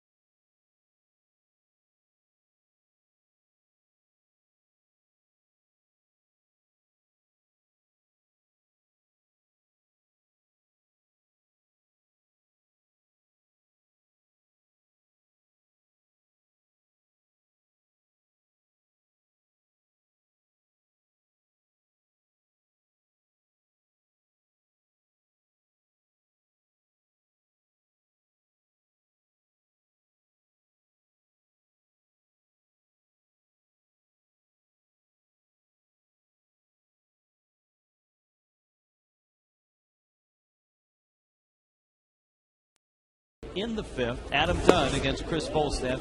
Marlins president David Samson joins us now. You were a gracious host today because Tommy and I showed up in jeans and boots and hard hats, and we got the grand tour of the new ballpark down there. And what a place it is, right? We were stunned at how far along the construction is. It's not really a well-kept secret anymore because you can see it from all the highways, and the roof has started. And you actually walked in on me in a meeting.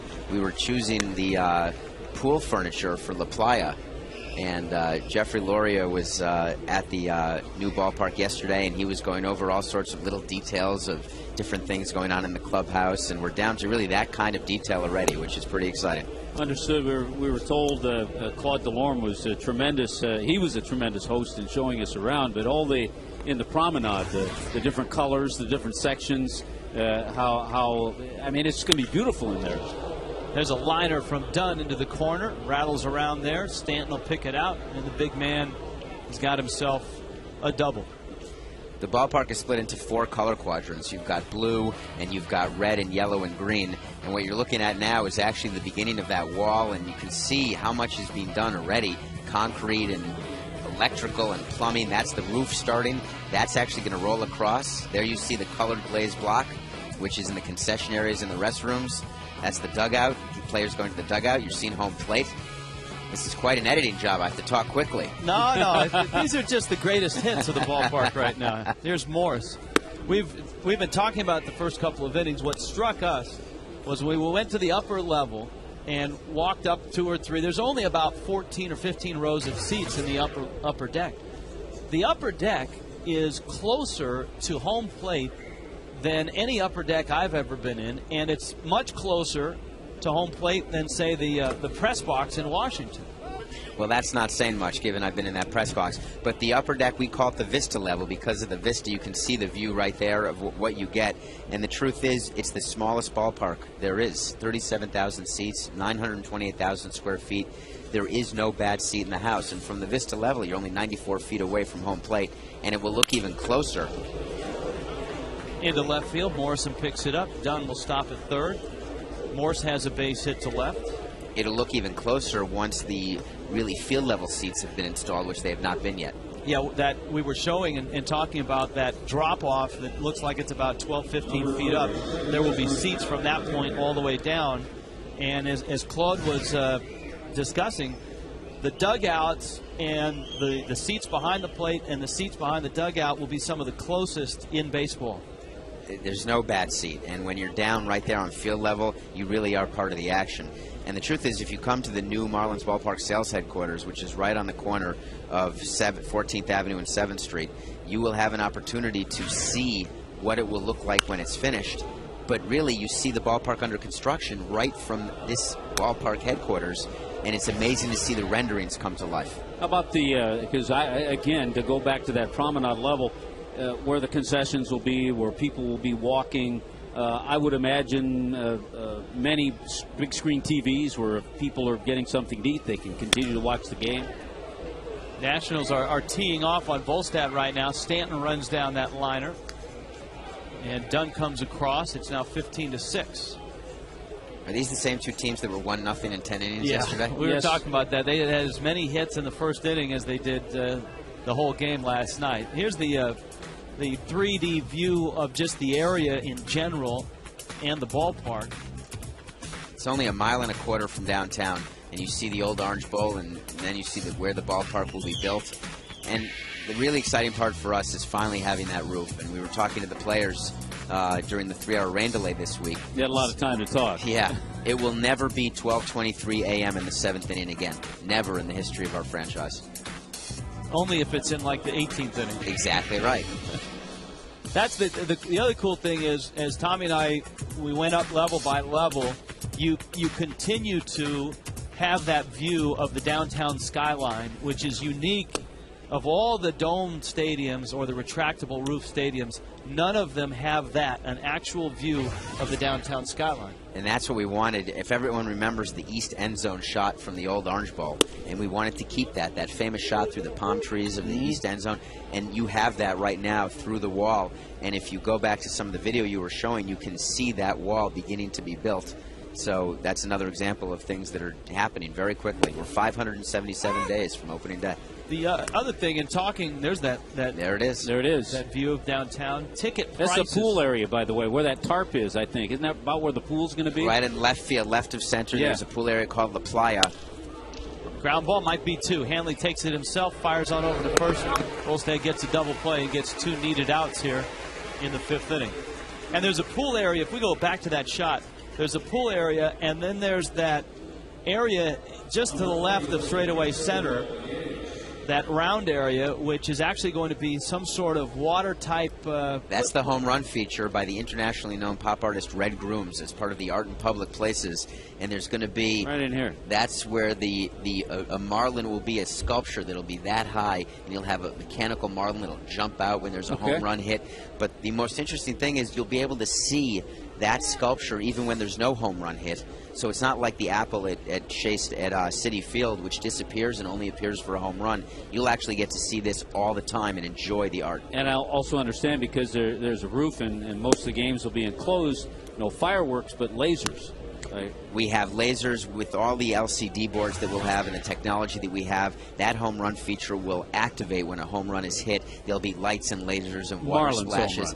Marlins. Did I say both? No, you didn't. You just said home run. It's just Marlins. That's right. That is true. David, when I moved to South Florida, one of the things that struck me about the Miami skyline and Miami architecture was the different lighting.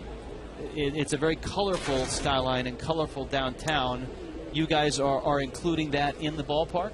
There is. Actually, there's 4 tree columns which are on the west plaza of the ballpark, and Daniel Arsham, another famous artist, is lighting those columns. And it literally will be art reflecting whether the team maybe is winning or losing, or if there's a holiday, or whatever light that he's feeling that gives you sort of the feeling of a city, and you can see it from highways and everywhere. What's the light for a 5-game losing streak? I think it's would it be sadness? Yeah. What's the light for that? It could be maybe a flashing red light that says stop the losing streak, and a green light for go. I like but it. It's an interesting, when you light up these columns, it's just majestic. Kind of like this game, the score of this game. It's 15-5 here in the 5th inning. Chris Volstad trying to get through 5 innings so he can get this decision. And a fly ball to center. Maben is back, and he's there, and he makes the catch. Well, David, thank you very much. You want to stick around? Half inning? I'd be more than happy to. All right, stick around. Another half inning.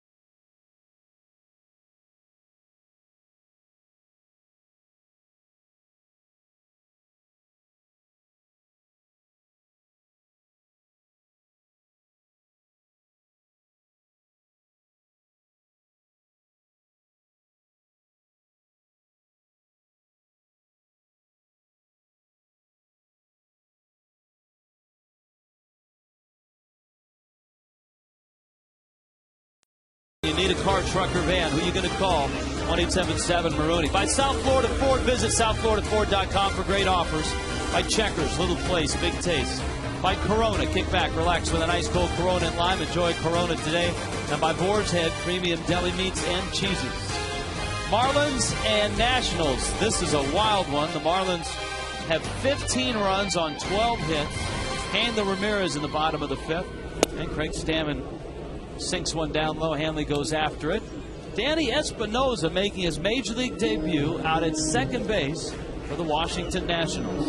Rich Waltz along with Tommy Hutton, David Sampson joining us. We're talking ballpark. Adam Kennedy slides over to first, and Adam Dunn comes out of the ball game. Tommy and I got a up close and personal look and tour of the new ballpark site today, and we were amazed to see the progress they've made. Breaking Ball is up, but we need some help from you, David, because on Email Tuesday we have a loyal following. We had an emailer who is retiring from the Navy. He's serving on the USS Georgia, and they give him a retirement flag when he leaves the service. And what you're supposed to do with the retirement flag is fly it over someplace or send it somewhere that has great significance to that person. This gentleman who watches the Marlins when he can, when he's in port, when he's not in a submarine, or on the Armed Forces Network, wanted to know if there was a flagpole at the new ballpark and if he could fly the flag over the new ballpark. And we said we would find out. We then got an email from the project manager from Baker Concrete down there that said if there wasn't one, that the folks at Baker Concrete would put one up there. That's a great catch on the searing liner from Hanley. They would put one up there so that this gentleman could have his flag flown over the new site. So we figured we'd wait and bounce that off you, since you're the guy that could make it happen. Bouncing that off you right here. Well, listen, first of all, congratulations to him. That's great. There are 5 flagpoles that once the ballpark is constructed, they're just to the left of the home run feature on the stairwell behind it. But as far as flying a flag, if he'd like to get it to us and we could maybe fly it during construction, I bet we could find a place to do that during construction. Yeah, that's what he was asking. That's what he was during asking. construction, that is a great idea. We can certainly find a place to fly that people would be able to see, and then we'd be able to take a picture and he could celebrate his retirement that way. No, that's great. And I think we have all the information, don't we, Rich? We do, and we even have the contact from Baker Concrete, who was nice enough to email us the other night. Actually, we had 2 Email Tuesdays this week. One at one started early on Monday. You were a part of that. The couple down below, you were nice enough to furnish them with dry shirts and dry socks. I actually saw them on the dugout during that rain delay, and I just kept thinking how great it would be to be young again. And I thought a lot about Chris Farley and Tommy Boy in the rain, singing to Maniac. But having said that, I went down and spoke to them, and they were wet. You were right. Was that rain, or was he getting hosed off at the time? No, they were celebrating something. I'm not sure what, and they were sitting there soaked, and I went up to them and spoke to them. They had no idea who I was. They were solely focused on the fact that I had socks with me because they needed them so desperately. Gabby drives that one to the deepest, darkest part of this ballpark. Morgan is back there to make the catch. Every time Morgan touches the ball, he draws a few boos. Where Morgan just caught that in the new ballpark, that would still be in play, but right in front of the home run feature, because it's going to be deep. There's a Bermuda Triangle similar to that in the new ballpark. It goes back to 420, not quite 434, so that would be literally up against that feature, up against that wall. We're talking about that a little bit, that the basic dimensions will be similar to here, as pitcher-friendly as possible, but the fact that there's very little foul territory, that helps the hitters a little bit. It's actually completely reversed, whereas right now it's further to right field than it is to left field. In the new ballpark, left field will be further than right field. That's because you figured it wouldn't make any difference at all with Mike Stanton. I will tell you that Mike Stanton had absolutely zero to do with that. It was purely topographical and footprint. But you won't have the high wall in the new ballpark. That is correct. The walls go anywhere from 9 to 19 feet. It builds up to a crescendo up to the home run feature. Emilio Bonifacio, a lot has happened tonight as we talk about the new ballpark. One of the things that happened is Donnie Murphy apparently injured his wrist, making a tumbling catch in shallow center field. We're awaiting word on Murphy's status, but it didn't look good. He was in obvious pain, and as soon as it happened, he sprinted towards the dugout. And so the Marlins, Murphy has been such a tremendous addition to this ball club. Really, his first time in the big leagues where it's really all clicked for him this year. So we hope that he's okay. We'll give you an update when we can. And this is Murphy's spot.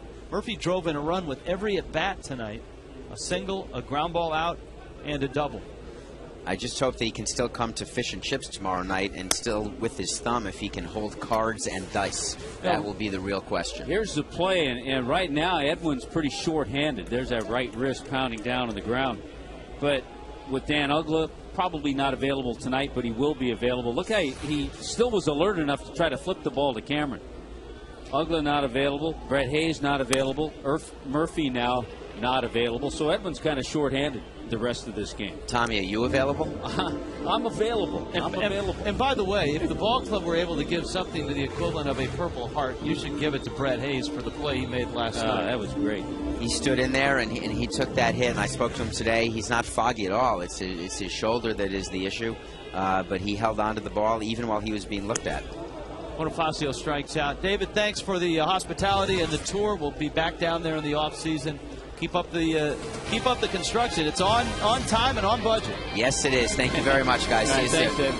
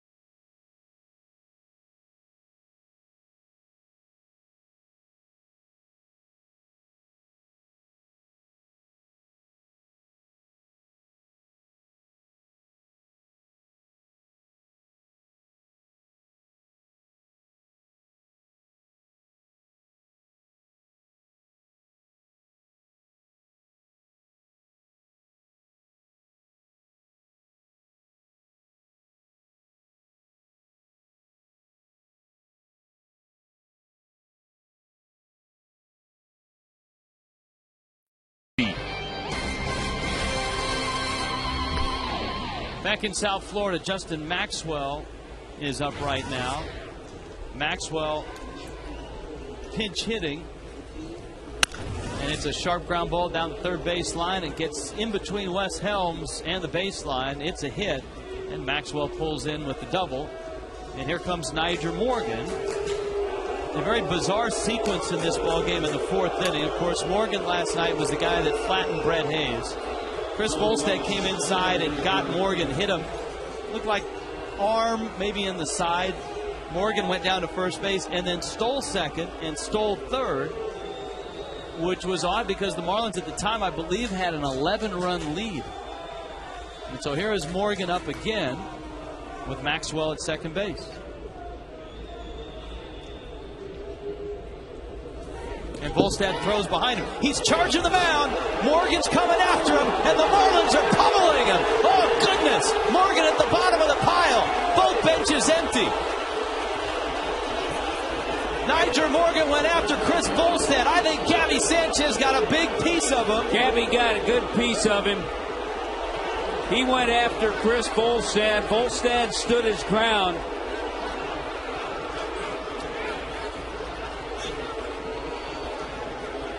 And the rest of the Washington Nationals can thank Nyjer Morgan for everything that just happened.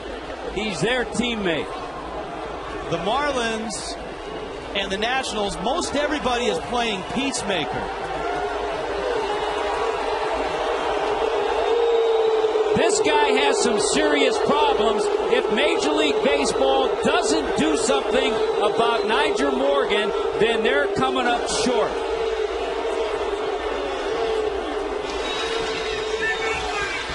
And what Morgan has left on the field are two teams that, you know, in their history, Tommy, the Nationals and the Marlins really have never had anything like this happen.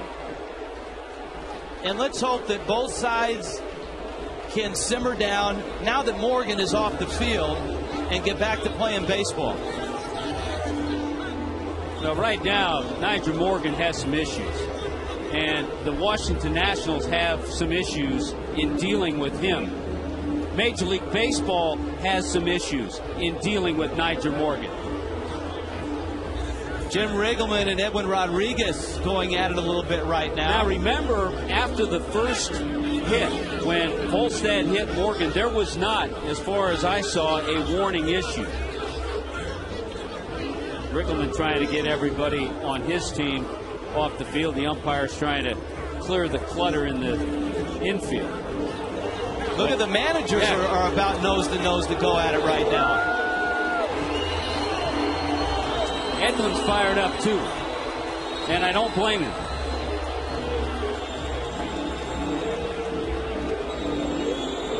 You know, Tommy, I hate to say this, but you could see it coming. Absolutely. As soon as, I mean, the Marlins hit Morgan in a professional manner. They didn't throw at his head. And then what did he do? He stole second and he stole third in an 11-run game, which generally you wouldn't see done.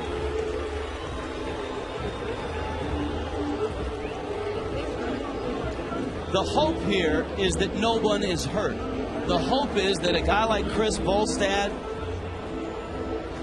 or a guy like Jordan Zimmerman or nobody else gets hurt. Let's take a look at it again. Here comes Morgan. And Chris stays right there. He takes a punch, sidesteps, and here comes Gabby. And Volstad ends up on top of Morgan. Pat Listash is all over the Marlins starting pitcher. That's a coach that is on Volstad. That should not be. The coaches usually have to restrain themselves and pull players off other players and be peacemakers.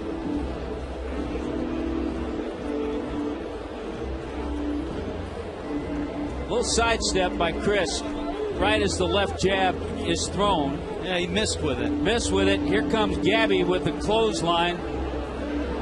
But that's Pat Listash. And that Listash, that's a coach. Pat Listash should not be there. He's a coach. There's another thing that people should deal with. Boy, MLB's going to have a real nice look at this.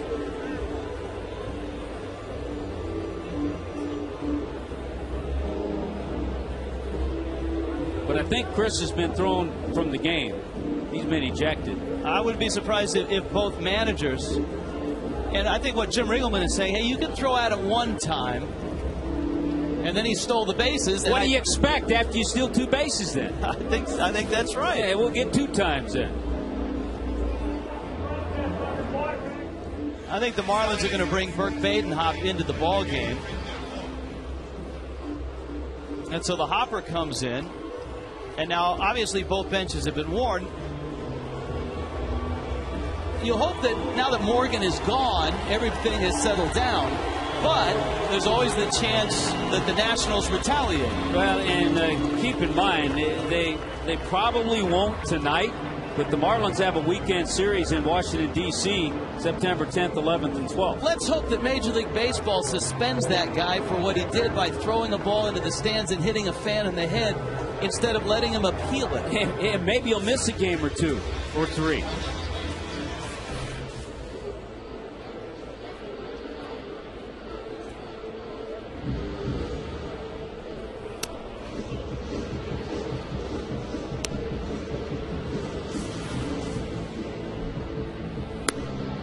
So we're awaiting word to see who is ejected. You expect that probably both managers will go, and you know Morgan's gone, and it looks like Volstad is gone.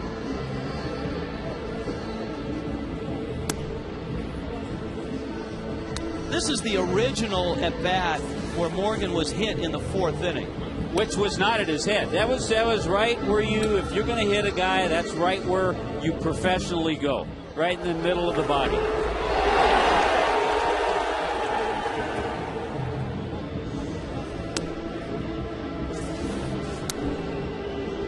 And what followed from there...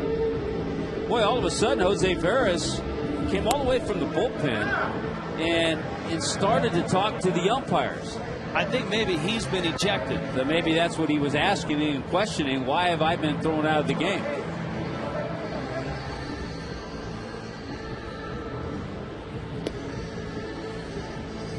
So Badenhop continues to loosen up. Guys, after things calmed down, when Veras was walking back to the bullpen, it looked like they ejected him then, and it seemed like he just came back out to see why, because there was some commotion going on as he was walking back to the bullpen after things kind of calmed down. Yeah, I think, Allison, what happens in that case... I'd like to find out if Pat Listash is ejected in this game. What happens in that case is the umpires get together and say, well, what did you see and what did you see? And then they get a list of guys and then eject them. Well, Riggleman is still here.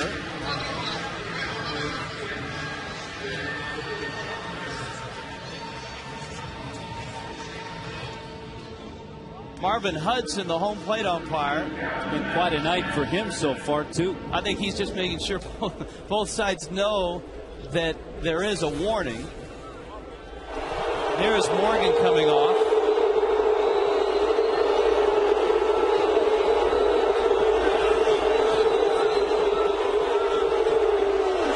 That's wonderful. Yeah.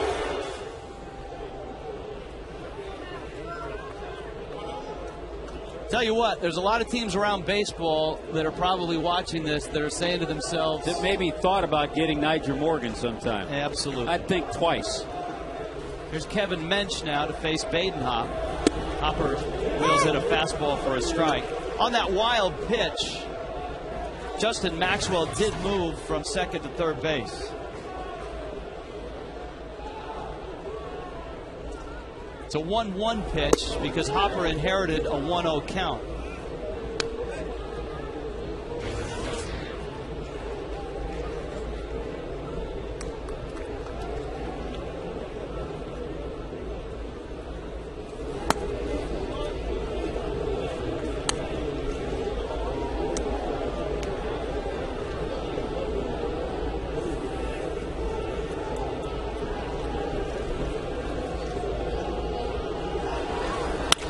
Ground ball up the middle into center field. That's a base hit. Kevin Mench provides a pinch hit for the Nationals.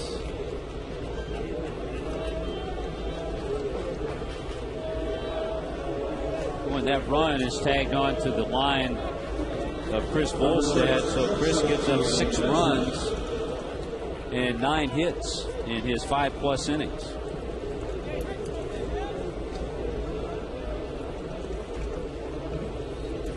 Here's Ian Desmond now.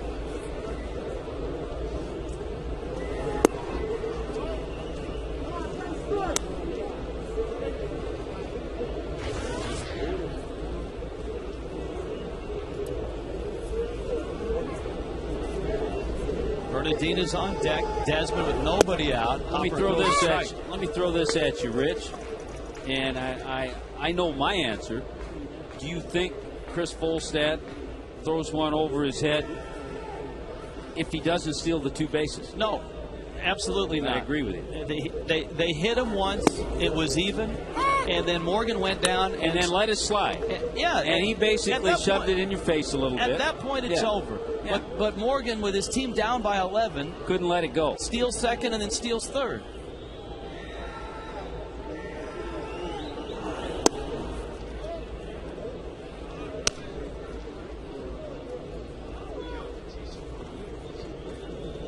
Pudge, he was trying to be a peacemaker out there.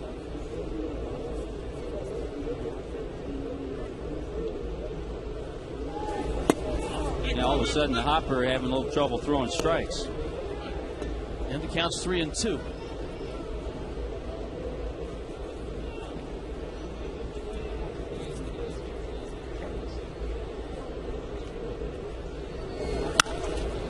That one is pulled foul. Now, we saw Jim Riggleman in the Nationals dugout, and we've been looking for Edwin Rodriguez and have not been able to see him, so he's probably been ejected.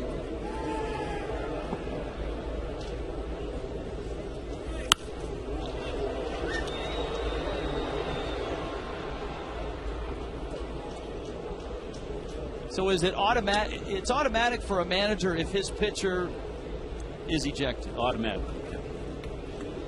But it's not automatic for a manager if his hitter charges the mound. Evidently not, because Riggleman's still there.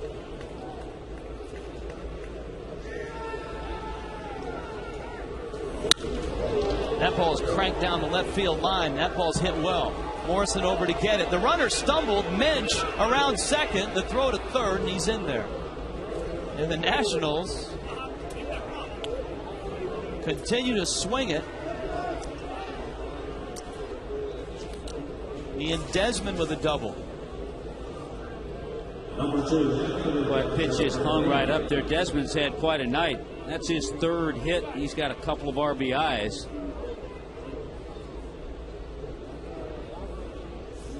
And all of a sudden, the Marlins can't get an out here in the 6th inning.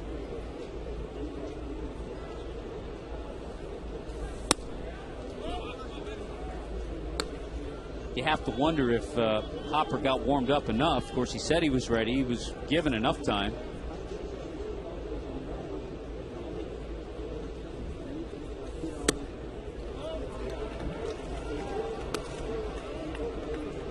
So the Marlins have lost one player to injury in this game, and that's Donnie Murphy. They have lost Chris Volstad to an ejection. They've lost their manager to an ejection. They lost Brett Hayes to the injury when he was hit by Morgan last night. There's a fly ball to the left.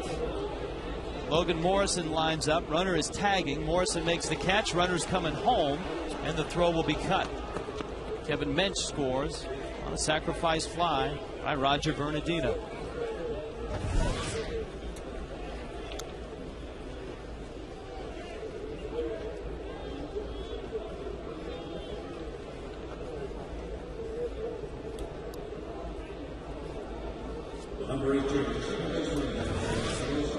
You know, I don't know if it's too little too late, because the odds aren't with the Marlins for getting to postseason. But I'll tell you what, a lot of times something like this, like we just saw, really brings a club together. Well, this is the first Major League at bat for Danny Espinosa. You see his minor league numbers? Yeah, nice year at AAA Syracuse.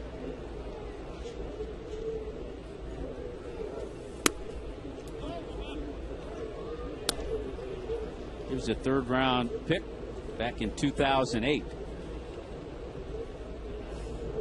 There's a look at Desmond at second. Espinosa chops it out towards Bonifacio, and it ate him alive. Bounced over his head. Espinosa's running to second. Stanton's throw is not in time, and the Marlins are getting sloppy, and the Nationals are getting closer. Yeah, that was just a bad hop. Again, we've seen a couple of awful hops that we didn't see earlier in the year. Rain, football, you combine both of those things, it doesn't make for a smooth infield. Watch this ball hop. No chance for Bonifacio. I don't think he even touched it. And it's going to be a double for Espinosa, who in his first major league at bat hustled himself into second base. Randy St. Clair is out to talk to Bert Badenhop. I don't know that Jose Veras was even available tonight. Remember, he pitched 2 innings in last night's ball game. The Marlins added an arm with Jorge Sosa, and he's down in the bullpen right now. But Badenhop certainly has had very little success coming in after the brawl and restoring order.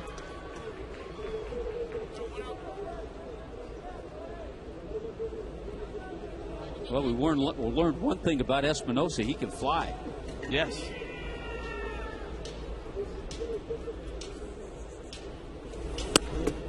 Here's Morse. Both these teams have some big individuals, so I don't know that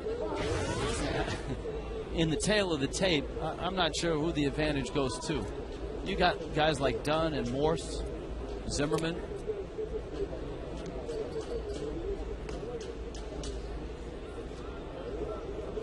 On the Nationals end, for the Marlins,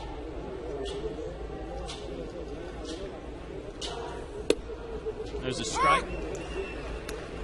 You don't really have any giants on the Marlins. You do have Mike Stanton, who's a guy I would probably choose to stay away from in a scrum. Yeah, you would. You kind of pick your spots. Ground ball third, Helms. Across the diamond, Gabby dropped it. Tried to pick it, and it rolled out of his glove. And it will probably be an error on Wes Helms. No, it's not so sure it was in the dirt. He just dropped it. He reached out. Remember, he dropped the throw of Wes's in Atlanta.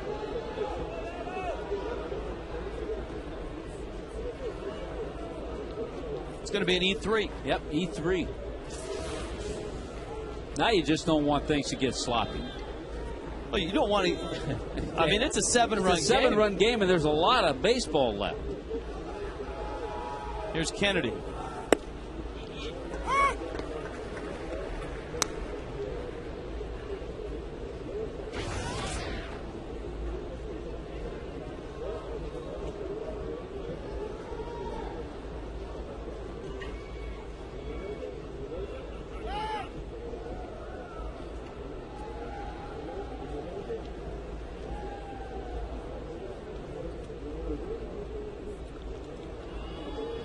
Still only one out here in the 6th inning. Kennedy flips one down the left field line, and that's into the Nationals bullpen. What an absolute contrast in games from last night to tonight. Last night, scoreless into the 10th inning, and then they had the 2 bang-bang plays at the plate, and that was it. Everyone went home. Bonifacio out there, Hanley's reeling out there. Marlins get the double play. So the Nationals put 3 on the board. The bench is clearing brawl, and it's 15-8.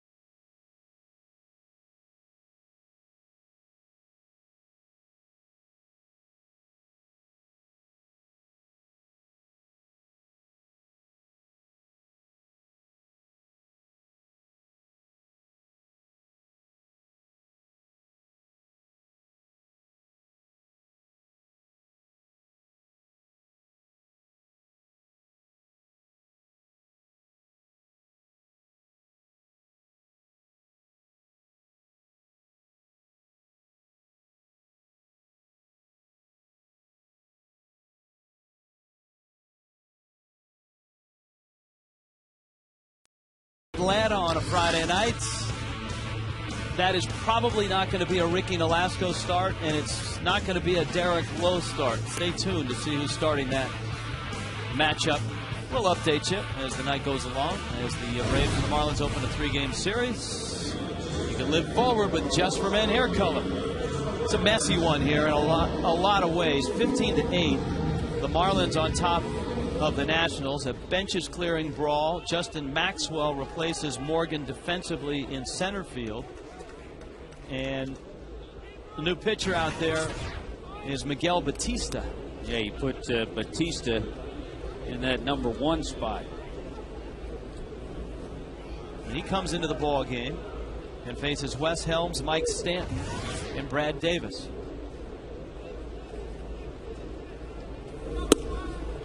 Breaking ball, a strike, and it's 0-1. Helms has driven in 4 runs in this ball game, and even the offer was a sharp ball that was ruled an error, and a run came home on that one.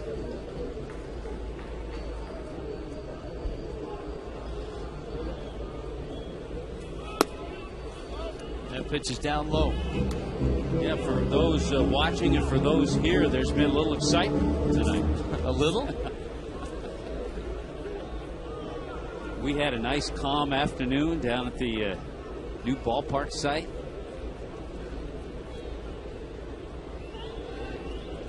One.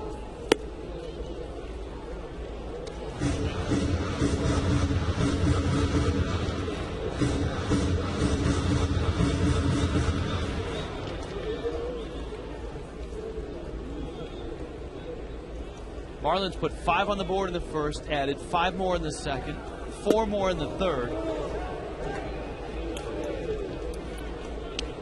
And then all heck broke loose in the top of this inning. Batista strikes out Helms, and here comes Stanton.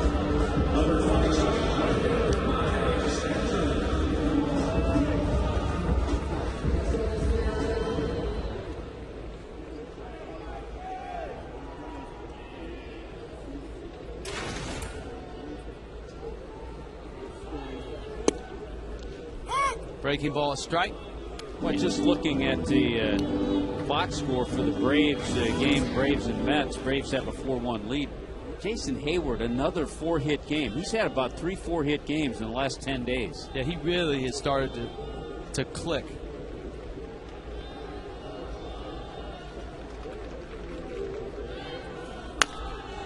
And although Hayward's drought wasn't as dramatic as Stanton's, he went through a spell where he struggled as well in his rookie season. Jet Lexus presents leaders of the game, most home runs by rookies.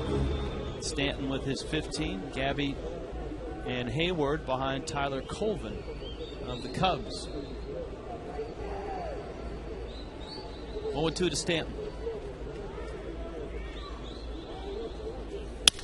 Fastball, line drive, base hit, center field. So Mike has a couple hits tonight.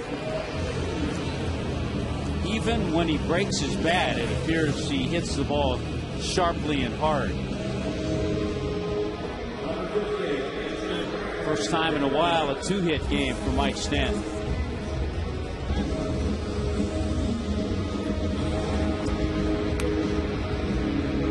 How about a Coors Light Cold Hard Blast? Lost in all this, the first Major League homer for Brad Davis. Boy, and into the blue seats, too.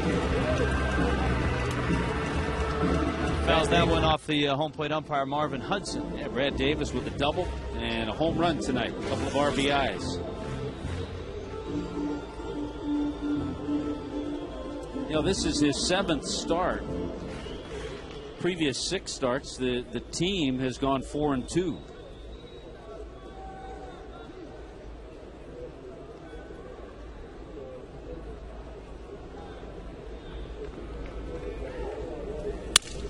Broken bat and a slow roller to third. Gonzalez gets 1. Espinosa's relay is not in time. Davis beat it.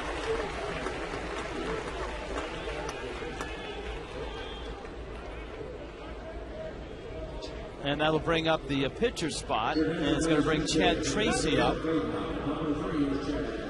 And Tracy is also our Geico quote of the night. Anytime one of your players gets hurt and it comes at the expense of the other team, it fires you up. On last night's eventful and emotional 10th inning. Tracy also had another quote last night when asked if he thought that Nyjer Morgan's play at the plate was a dirty play. And he said, you know, at first you say no, but then you look back to the incident where he went after the catcher who didn't even have the ball a week ago, and he said you put those two together and then you're not sure. But he did say, obviously, if the guy would have, if he had slid on the play, he would have scored easily. Well, I think most look at that play and say, no, it wasn't really dirty, it was just dumb. Because if he slides, he's safe. And I think he showed some more ignorance tonight.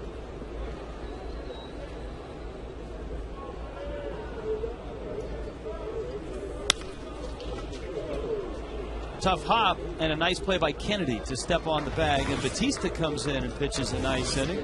Marlins bullpen needs to lock this one down, even though it's 15-8.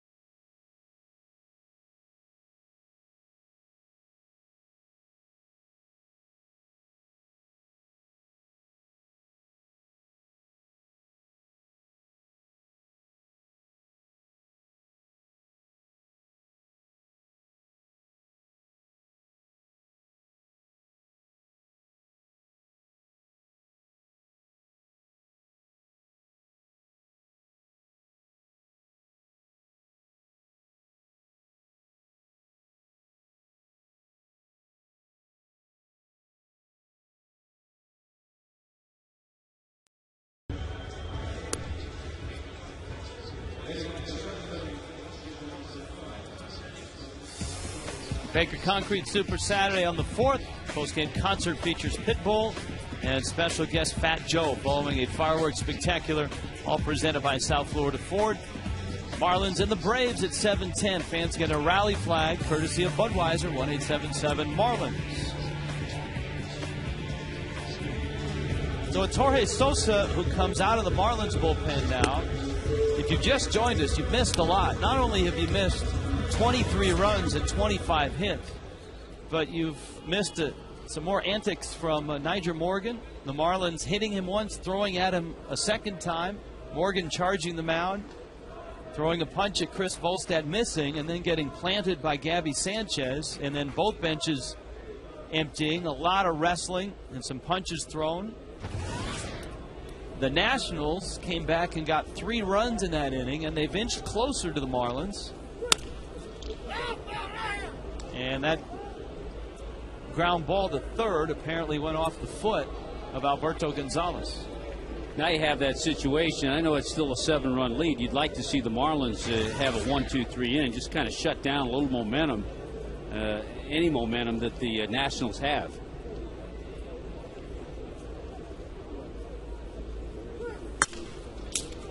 Tapper to short. Hanley charges, fires the first in time. You never know until the days following a fight or a brawl as to any injuries that might have occurred on either side. And sometimes it doesn't doesn't happen until the next day when guys come back to the clubhouse, a sore shoulder, a sore knee, or something to that effect. And for both clubs, let's hope that that's not the case. 3 ejected for the Marlins. Chris Volstad, and an automatic ejection for his manager, Edwin Rodriguez. Jose Veras, who came out of the bullpen and was involved. The only one ejected for the Washington Nationals was Nyjer Morgan. And quite honestly, I'm surprised that Pat Listash wasn't ejected. He was the 3rd or 4th guy on the mound and was on top of Chris Volstad. Yeah, and I understand Pat Listash. I like Pat Listash. He was a hard-nosed player, but as a coach, you have to take a different role. And I think he reverted back to a player in that situation.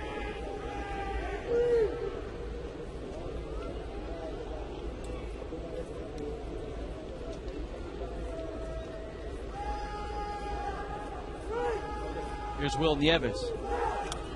Sosa misses low and outside.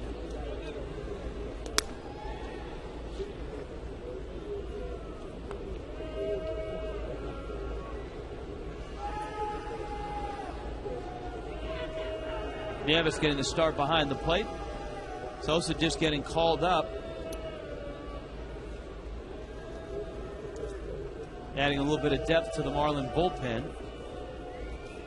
With Ricky Nolasco's start on Friday night in question. That ball's hit a long way to left field and deep. Nieves has just gone up. Upper tank. That's a long home run.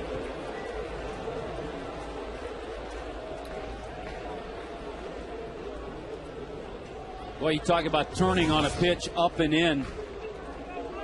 Will Nieves did that on that pitch from Sosa. And it's been the Nationals ever since the brawl that seem to have the momentum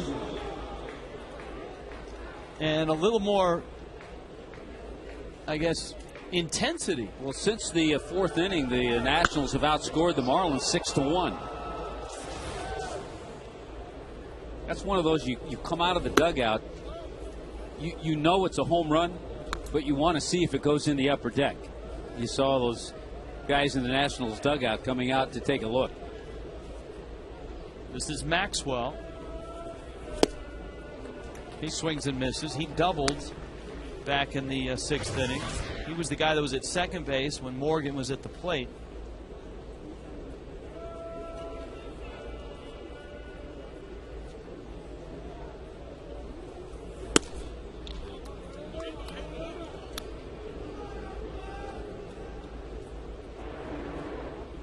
Doug Slayton in the Nationals bullpen. You know, it's the type of game that when the Marlins play that 3-game series in Washington, there will be meetings at the plate and I'm sure warnings issued and things talked about when the lineups are exchanged. Maxwell doubles to left. Back to the top of the order bench. Here's a Coors Light freeze cam. Mike Stanton, look at the eyes. Follow it right off the bat. Stanton homering earlier in this ball game. A 2-run shot in the second. His 15th of the season. The Frost Brewed Coors Light freeze cam. And the Marlins are in D.C. next weekend. The 4 in Philadelphia and the 3 in D.C., which obviously tonight adds a little spice to that 3-game series in September. But like I said, Tommy, this is, having watched the Marlins and the Nationals play each other since the Nationals became the Nationals, I can't remember any incident like this between the two teams. No, I can't either. There's no lingering bad blood between the two. No, and for a good period of time, the Marlins have clearly outplayed the Nationals over the last few years. This year, even, the Marlins came into this game 9-5 against Washington.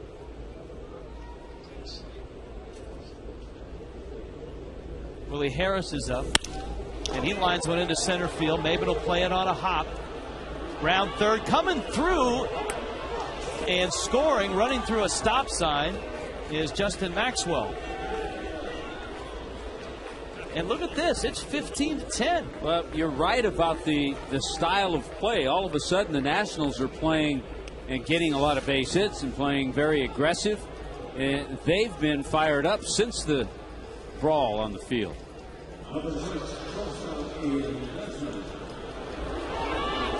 So Willie Harris with a pinch hit single. And here is Desmond.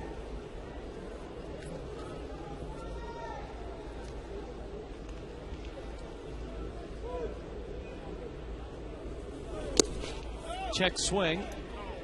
No swing. And it's 1-0. Leo Nunez is up.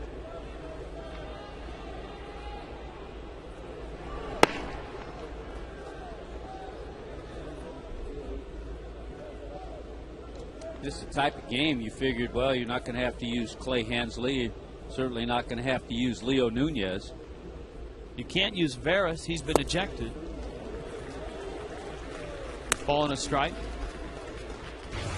But you clearly have to start getting outs because the Nationals, 3 runs in the 6th, 2 here in the 7th, and in a ball game in which a laugher then became a bench clearing brawl, now has become the Nationals roaring back to within 5.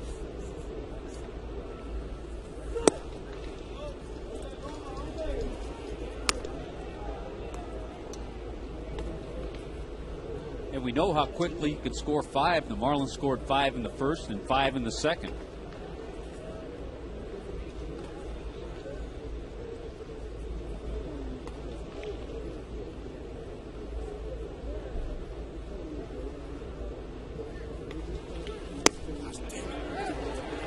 Couldn't check his swing, and it's 2-2.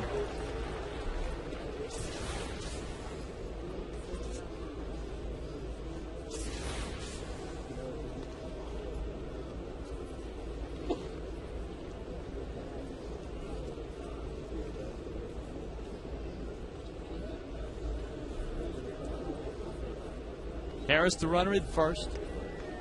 Desmond waiting. He's got 3 hits tonight.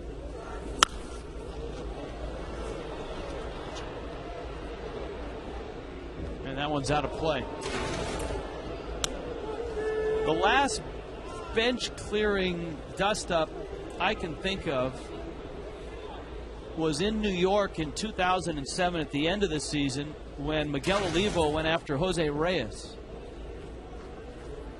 That was the day before the Marlins eliminated the Mets in 07 on that Saturday.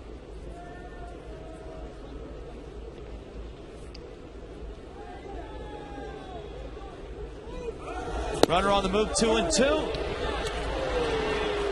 Out at home, safe at second. Willie Harris steals second base.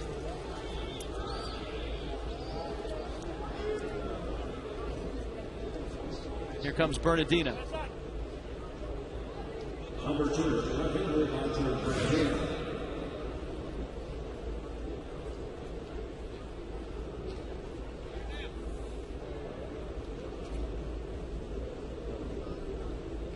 Bernardino sacrifice fly in that 6th inning. An 0-for-3 night. The fact that Leo Nunez is up before Clay Hensley mean anything to you?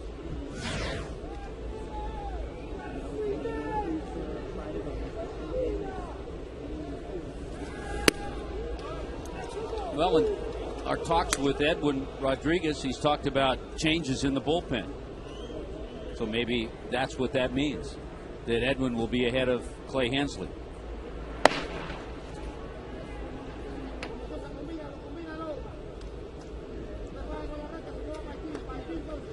Hensley, an inning last night, got the win. Sosa has not had the best of control here. Volstad ended up going 5 innings and gave up the 6 runs. Badenhop 2 runs, 2 earned runs. And Sosa is on the line for a couple of runs here in the 7th.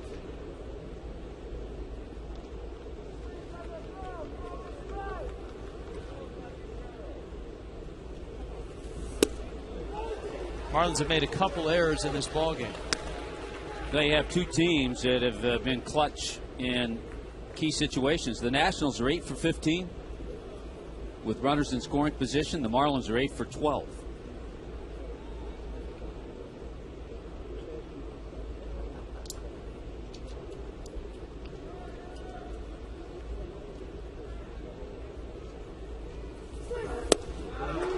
Sosa gets a swing and a miss on that breaking ball. Count 2-2 now. Remember, the Nationals removed Adam Dunn from the game when it looked like this one was out of hand. Ryan Zimmerman did not start, so he's available as a pinch hitter.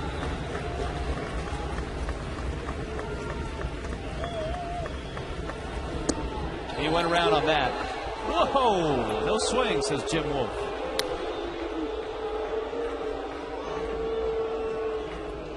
Let's take a peek. Maybe he checked it. See, I always think that's a check. I would have called swing. That's how it's 50-50. Let's try it again. Sosa steps off.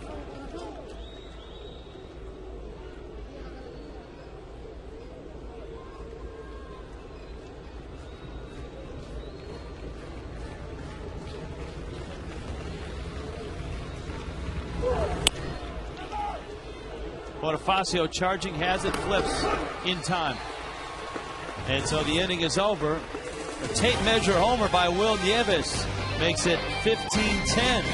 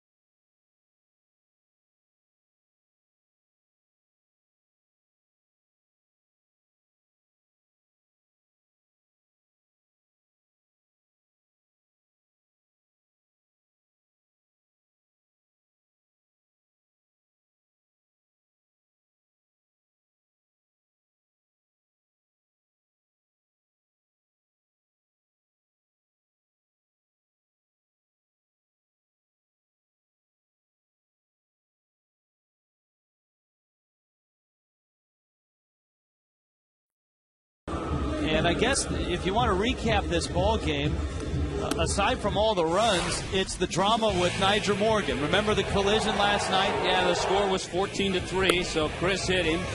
At the time, 14-3. He steals second, he steals third. He came in to score on a shallow pop fly.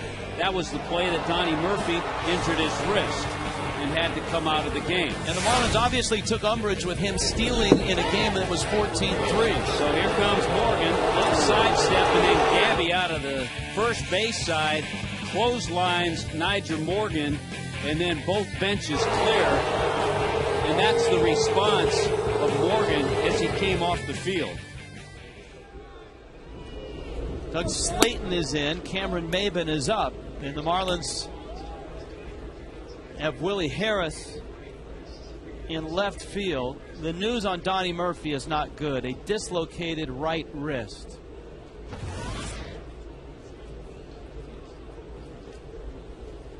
So Doug Slayton is pitching. The Marlins have lost Donnie Murphy with a dislocated right wrist, and you would expect he's out for the season. So in the course of 24 hours, the Marlins lose their starting catcher and their best weapon off the bench.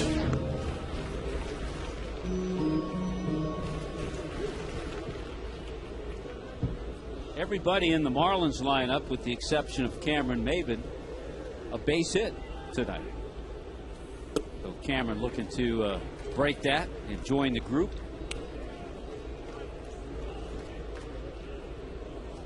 And I know the Marlins have scored 15 runs in this ball game, but scoring a few more might make them feel a little bit better about tonight. That's a strike. And it's 3-1, albeit one right down the middle. You know what I'm saying here? I mean, it's 15-10. You had the benches clearing brawl. You had the big lead, but you've kind of lost a lot of the momentum of that. You've lost grip of the game, even though you have the lead, if that makes any sense.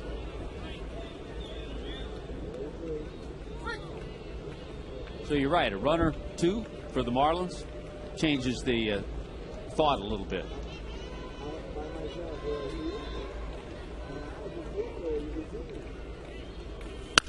Maybin, hey, there's your run. Like that. That's got to feel good. Nice catch. Good scouting report out there. Cameron Maybin hits his 7th. That guy had Maybin scouted perfectly. He took a couple of steps toward the line because it was a 3-1 pitch. He knew that Maybin would get that fastball. 3-1, 3-2, probably going to get a fastball. There it is, down and in, crack-a-lack, blue seats. And the guy had him played just right.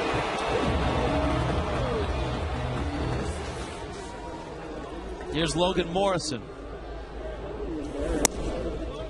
And Slayton misses outside. It's the Q crew, the quick pitch bunch.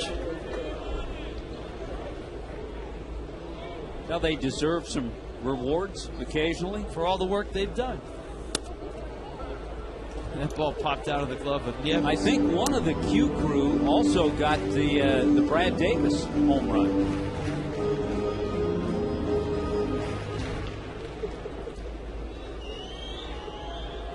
Cameron Maybin with a solo shot here in the 7th. Morrison with a 2-0 pitch coming from Slayton. Logan takes a cut at that fastball.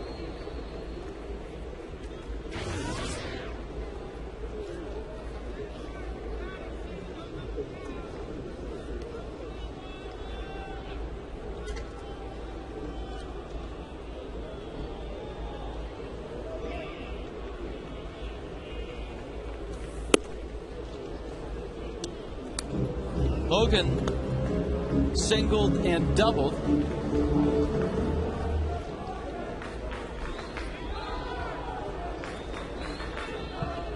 And then he walked and scored in the 3rd. Marlins 5 in the 1st, 5 in the 2nd, 4 in the 3rd, and it was a runaway early.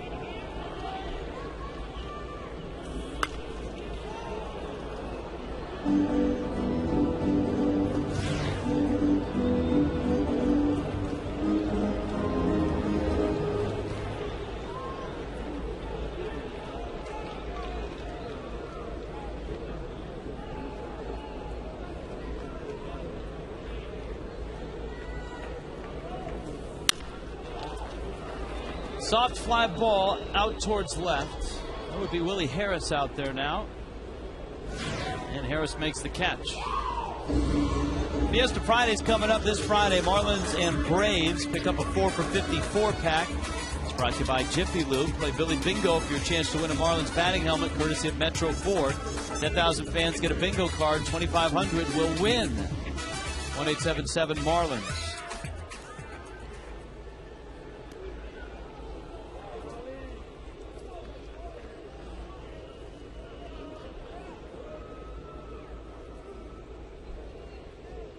Hanley against Slayton.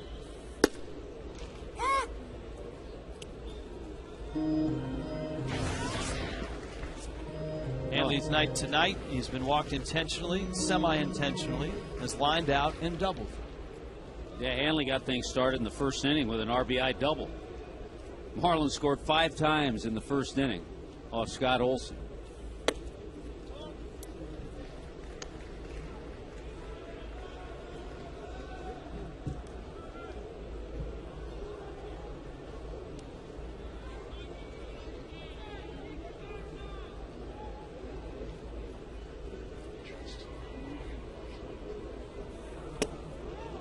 So we're going to miss at a breaking ball. Well, the health of Dan Uggla all of a sudden becomes a lot more important with the serious injury to Donnie Murphy.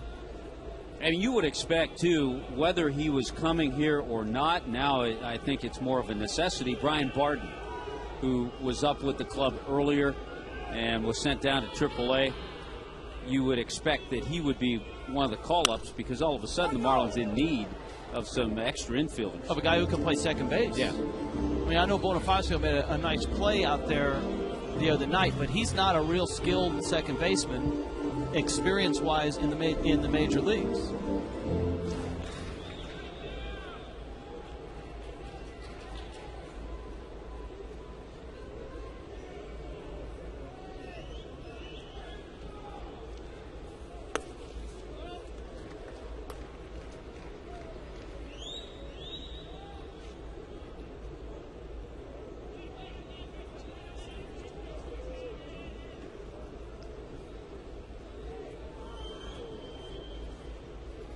Hanley with the 2-2 pitch coming from Slayton. Drew Storen up in the Nationals pen.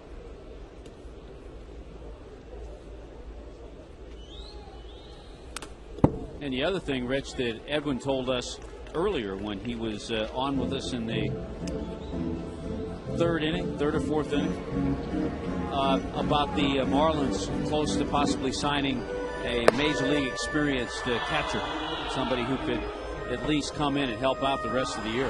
You see Leo Nunez down in the bullpen. It looks like Nunez is going to come in and pitch the 8th.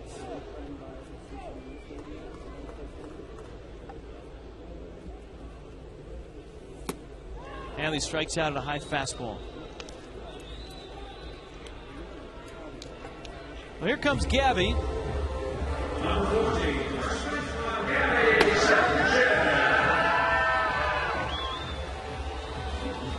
I think if you were scoring the benches clearing dust up on a fight card, Gabby probably would be near the top of the list with his takedown of Nyjer Morgan. Well, protecting his pitcher after Morgan threw a punch at Chris Volstad.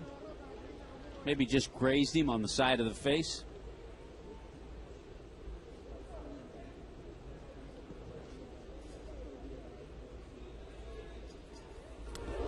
Gabby gets hit. And if there was a warning... Now, what do you think? I think he's been ejected. I think Slayton has been ejected. Well, he should be, because that was intentional. You know, whatever they say. Okay, that's okay if they feel that way. At least all Gabby was doing was protecting his teammate. Yeah, I guess it just slipped out. I just lost control a little bit. I mean, them's the rules. If you get warned and the umpire feels you hit a guy, I mean, I think you want to stop this right now.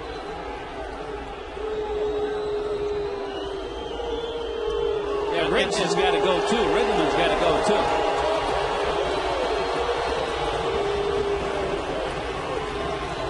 Now, see, Gabby took his base.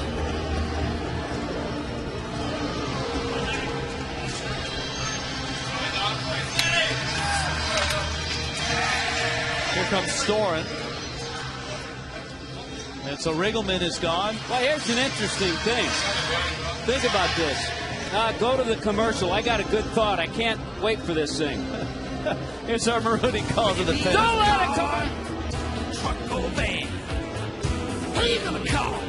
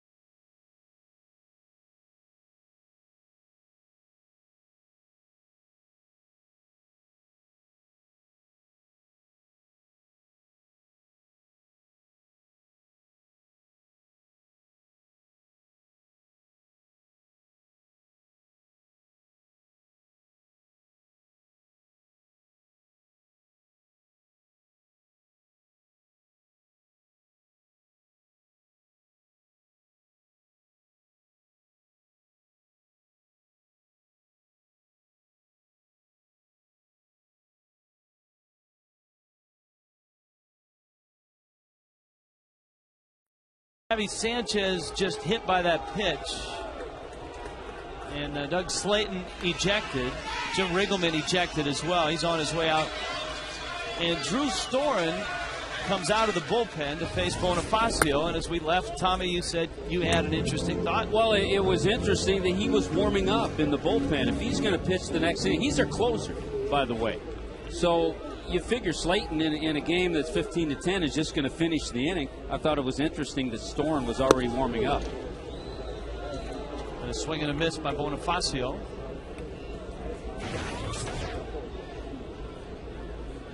Now, the Nationals are not holding Gabby on, but Gabby hasn't gone and stolen second base and third base. It should be noted as well. 1-1 pitch misses outside. Well, I'll admit it's a much more different situation for the team that has the lead. But still, when it's 14-3, you just don't see smart players do that. Helms is on deck.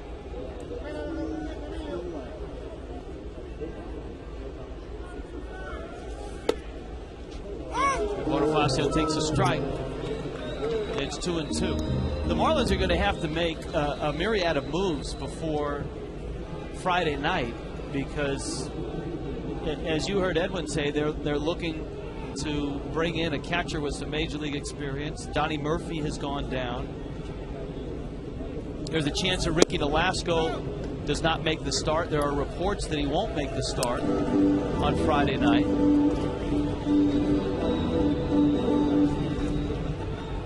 Dan Uggla has a sore groin. He's missed these last few nights. He hasn't played in this series. Is expected back Friday, but you never know. 3-2 with 2 outs. Gabby was on the move, and it's fouled back.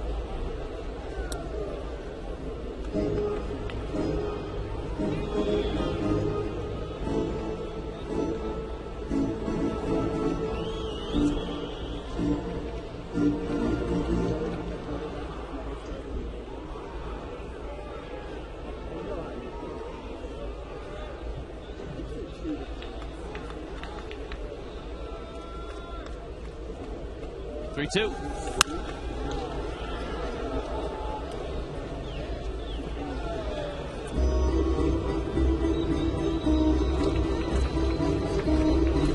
Count full.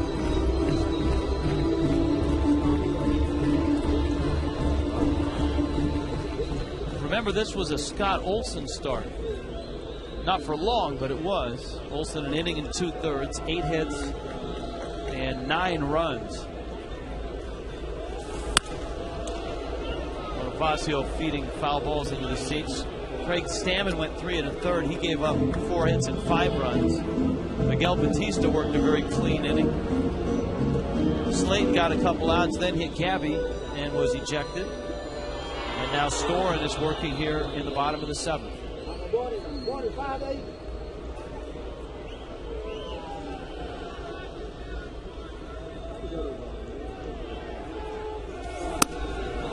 Bonifacio walks.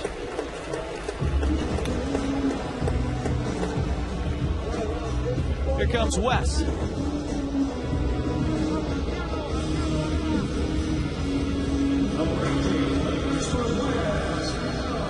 Yeah, it's really interesting when you look at the scorebook.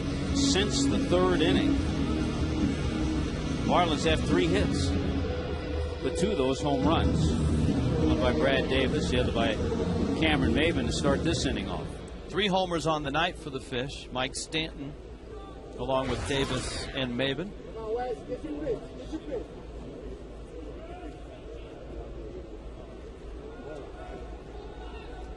Helms a very productive night. In fact, there's been a scoring change from the 3rd inning. And that ball that Helms hit into left field was originally ruled an error on Gonzalez at 3rd base. It took a bad hop, and we thought it might be changed, and it has been changed. So Helms has 5 RBIs now and 3 hits.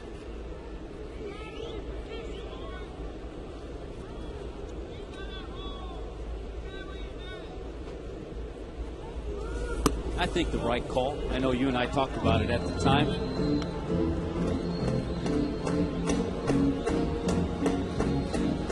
Gabby, he's in second.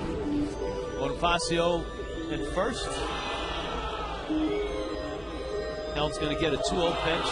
Let's see if he is sitting on a fastball.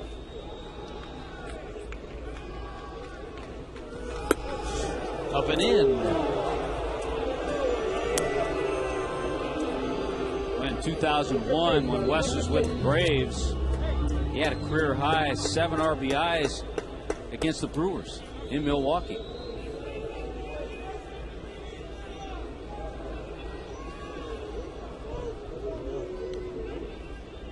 (3-0). A high strike, and it's 3-1.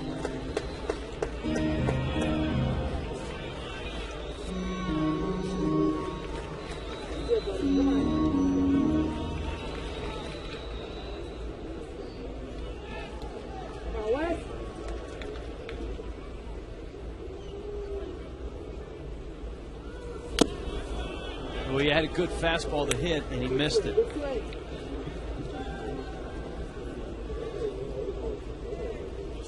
Everybody gets a head start now on 3-2.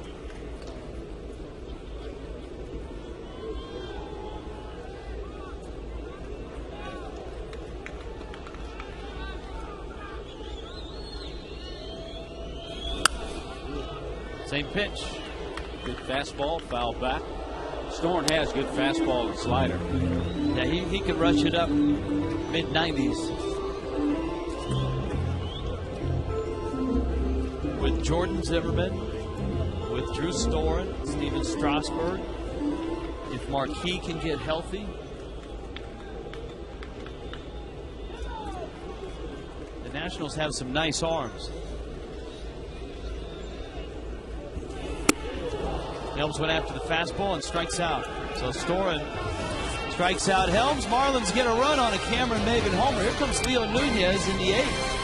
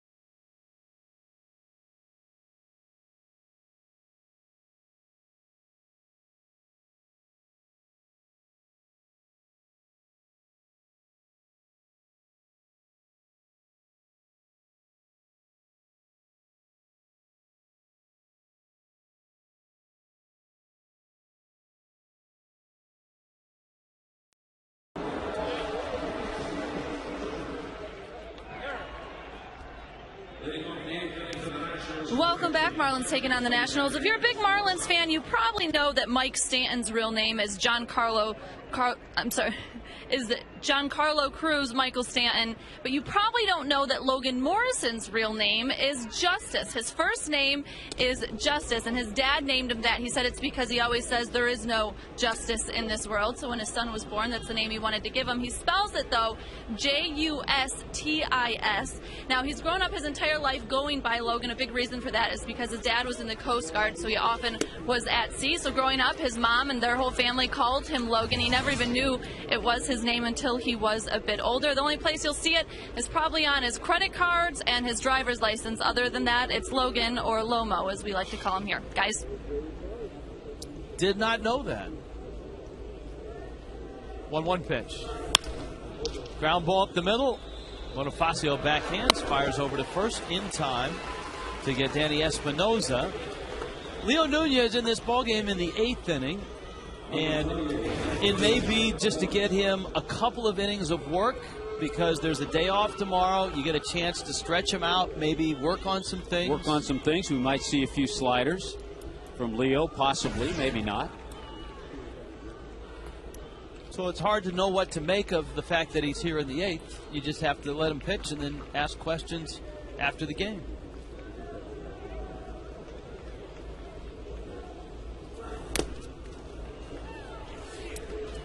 Michael Morse swings and misses. And I think Leo realizes he's on shaky ground as far as the closer role is concerned. He's been told that by his manager. Yeah. And so here's a chance for him to sharpen it up.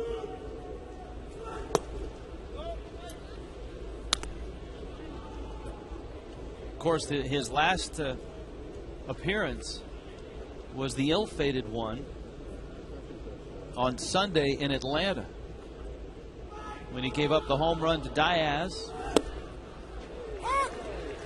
the 2-run shot to tie the game, and then the game winner to Brian McCann. Well, up until early August, Nunez had given up 1 home run. Then he had a stretch where he gave up 4.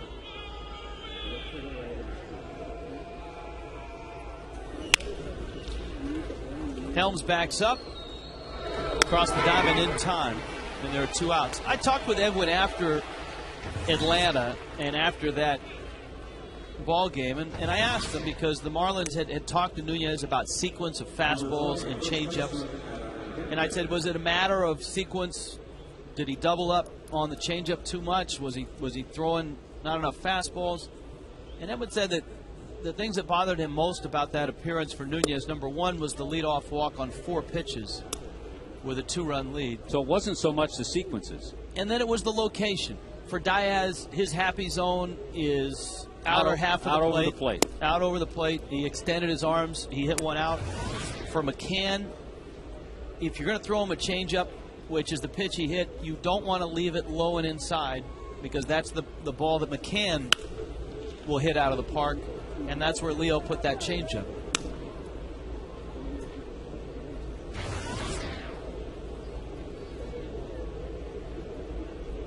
Two outs here in the 8th.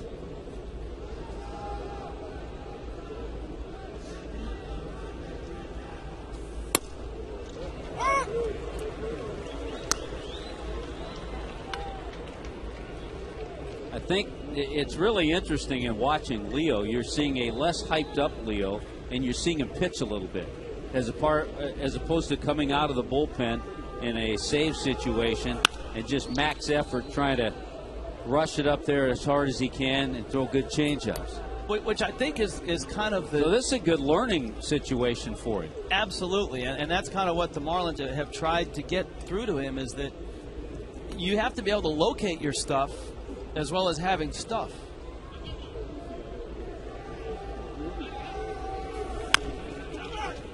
Another good pitch there. Gabby flips to Nunez, and a nice 1-2-3 tidy 8th inning.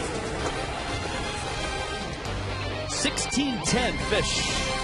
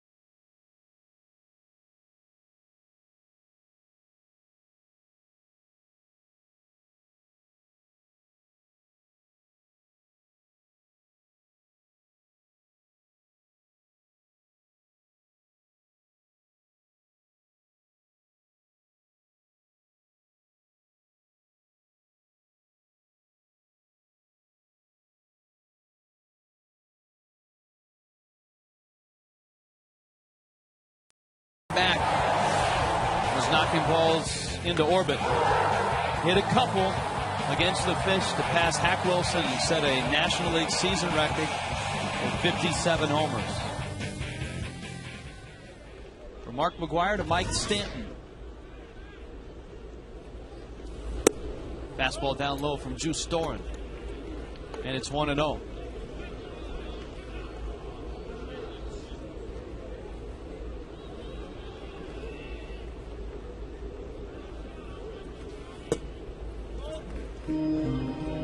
That pitch misses. You know, the one regret I have about the dust-up between the Marlins and the Nationals is that John Baker wasn't here and healthy. Because Bake, remember, he spent 3 years doing that MMA, that mixed martial arts. And I've been waiting for 3 years to see Bake in action.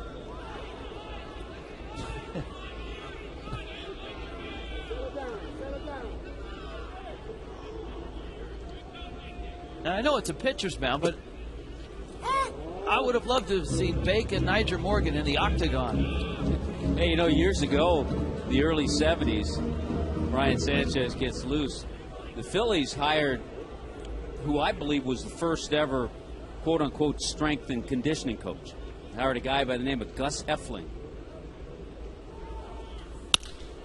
Stanton lines that one out towards center. And the reason I thought about that is because Gus Heffling was trained in all kinds of Asian things that could really hurt you. And so the club told Gus Heffling if ever a fight broke out, he could not go on the field. He had to stay on the bench.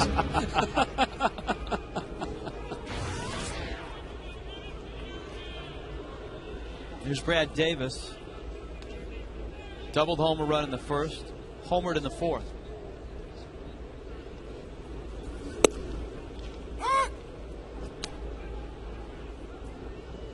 Oh, and 1. Hector Luna. Looks like he'll get an at bat.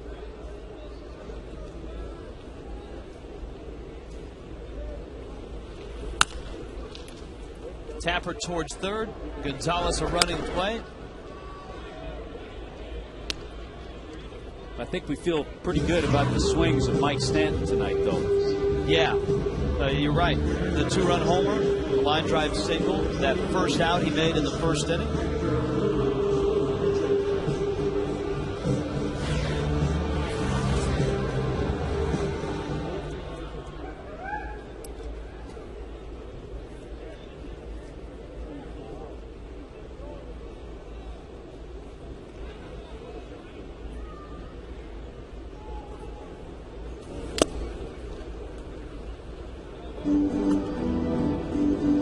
So evidently our one thought on Nunez getting some work for a couple of innings, he only threw 13 pitches, is not correct, because he's not going back out there.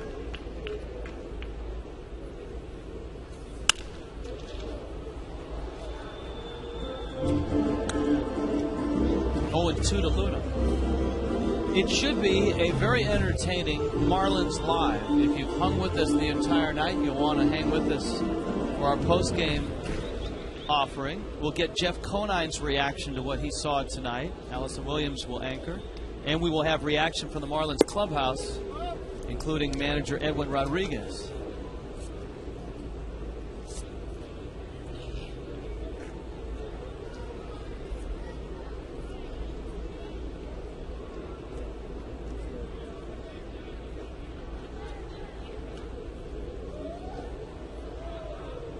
One-two coming. Struck him out. That's a good sharp breaking ball by Drew Storen. Top of the ninth, finally, 16-10.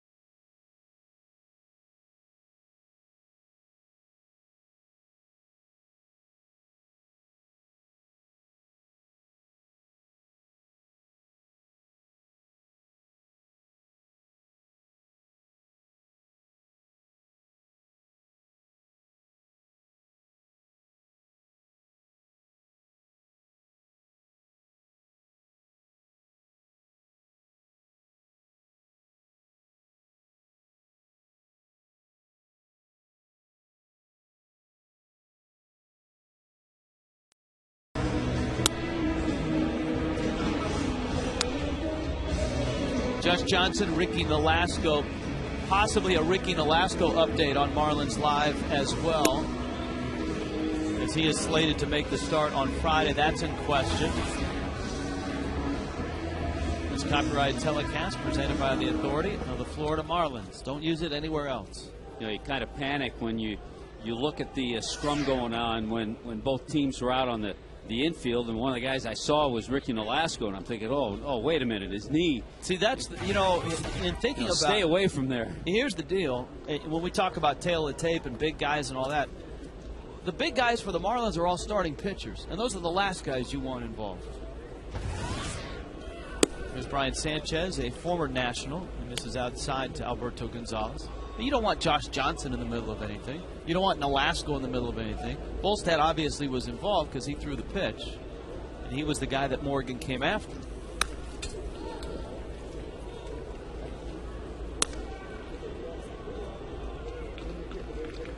So a lot to talk about on the postgame show, and a lot to listen to from the Marlins clubhouse.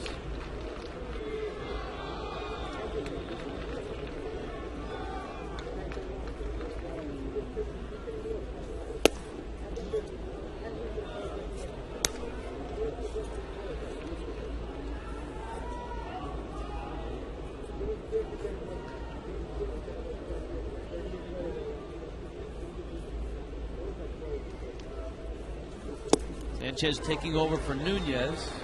Well, the other night, Brian Sanchez really had some trouble throwing his split. He threw a couple of wild pitches, just couldn't get the right grip, release point.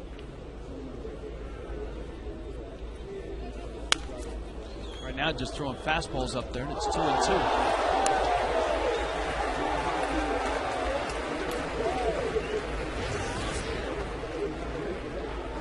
Nice play down below us. Fans have been into this game. Seen some good fan plays.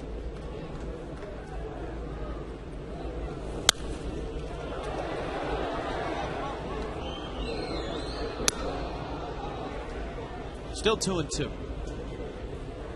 The win, if the Marlins can finish this thing, would go to Volstad. The loss would go to Olson. Chris would go to 5-1 against the Nationals in his career, and Olson would dip to 1-3 against the Marlins. It's right. Stanton there.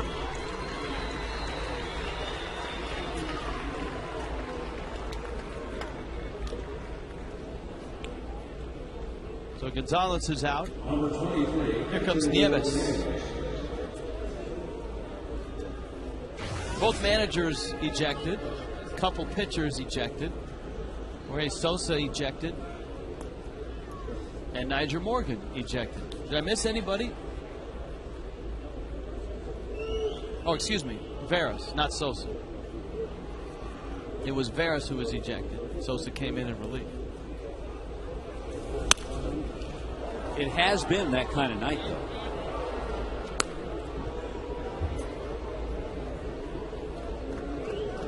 Hanley and the Marlins trying to go Hanley still has red hair. He still does. Well, Hanley tonight, a double, walked twice, 1 for 3. Braves will come in here with a lot of momentum, but as you mentioned, it will not be Derek Lowe who makes the start on Friday, and probably won't be Ricky Nolasco. We'll have more on that on Marlins Live.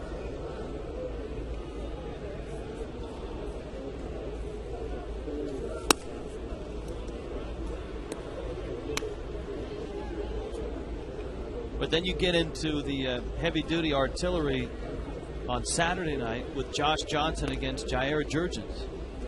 Good matchup there. Rookies go on Sunday, on Kids Sunday appropriately, Alex Sanabia and Mike Minor. And remember, that's a 12 o'clock start, correct? It is. So we will, within a span of 48 hours, the Marlins will play 4 games.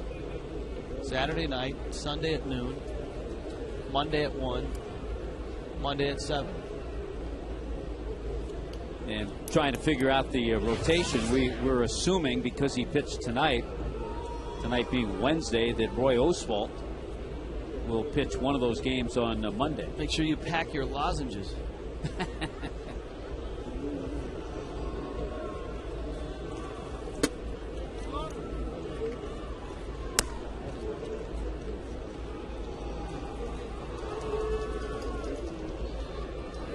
Tell you what, Justin Maxwell, who'd really been struggling, has come into this game, got himself a couple of doubles.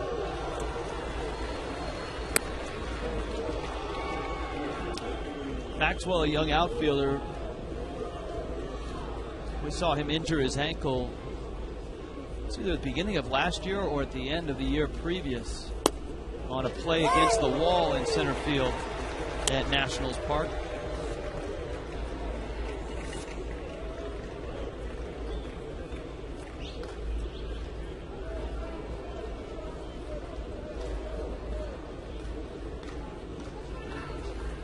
Breaking ball misses outside.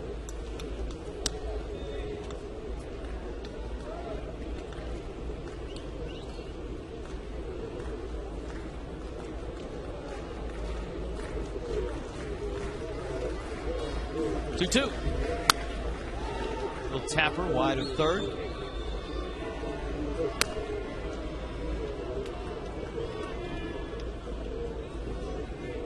We haven't updated our scoreboard with all the stuff that went on, but the Rockies and the Giants are tied 1-1. A Carlos Gonzalez homer for the Rockies. He does that about every night, doesn't he? Yes, he does. He's hit 30 this year.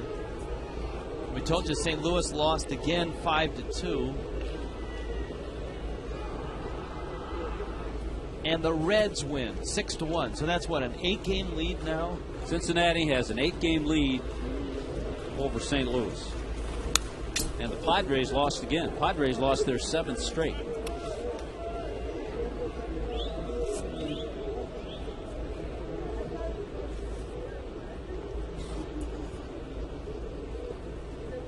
There it is. Look at Houston, Tommy. 9 under. Couple articles I read today. Look out for the Astros. I mean, there are some people pointing towards the Astros and the way they're playing right now to the way the Padres played at the end of last year. Well, it all starts with pitching, and we talked about their solid 3 with Happ and Myers, Wandy Rodriguez. High pop up, Davis. It's out of reach. The Braves beat the Mets 4-1. Tommy Hanson bounced back with a win and beat Mike Pelfrey. So Atlanta keeps all that momentum they seem to have gained in those last 2 innings on Sunday. Yeah, and keeps their lead. We told you Philadelphia beat the Dodgers earlier, so they keep their lead over the Phillies. And of course, the Phillies, the wild card leaders, a game and a half up over San Francisco. The Padres have lost again. Swing and a miss. Sanchez strikes out Maxwell. St. Louis, Rich, is even 5 games back in the wild card. Well, Arizona beat San Diego 5-2. And so the Padres' losing streak, their longest of the season, is now 7 games.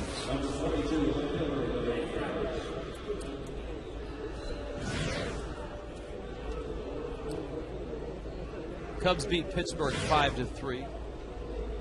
And that's 1-1 Colorado and San Francisco in the 6th. Here, the Nationals down to their last out in what has been a kind of a bizarre night here, with the Marlins up by 11. A benches clearing brawl. Residue from Nyjer Morgan. Tapper back to Sanchez, and this will do it. Marlins win it. A costly win. The loss of Donnie Murphy to what sounds like a season-ending wrist injury. But the Fish get 5 RBIs from Wes Helms, and they pull together and win this ball game. Sanchez finishes, and the Marlins are 2 over 500. Well,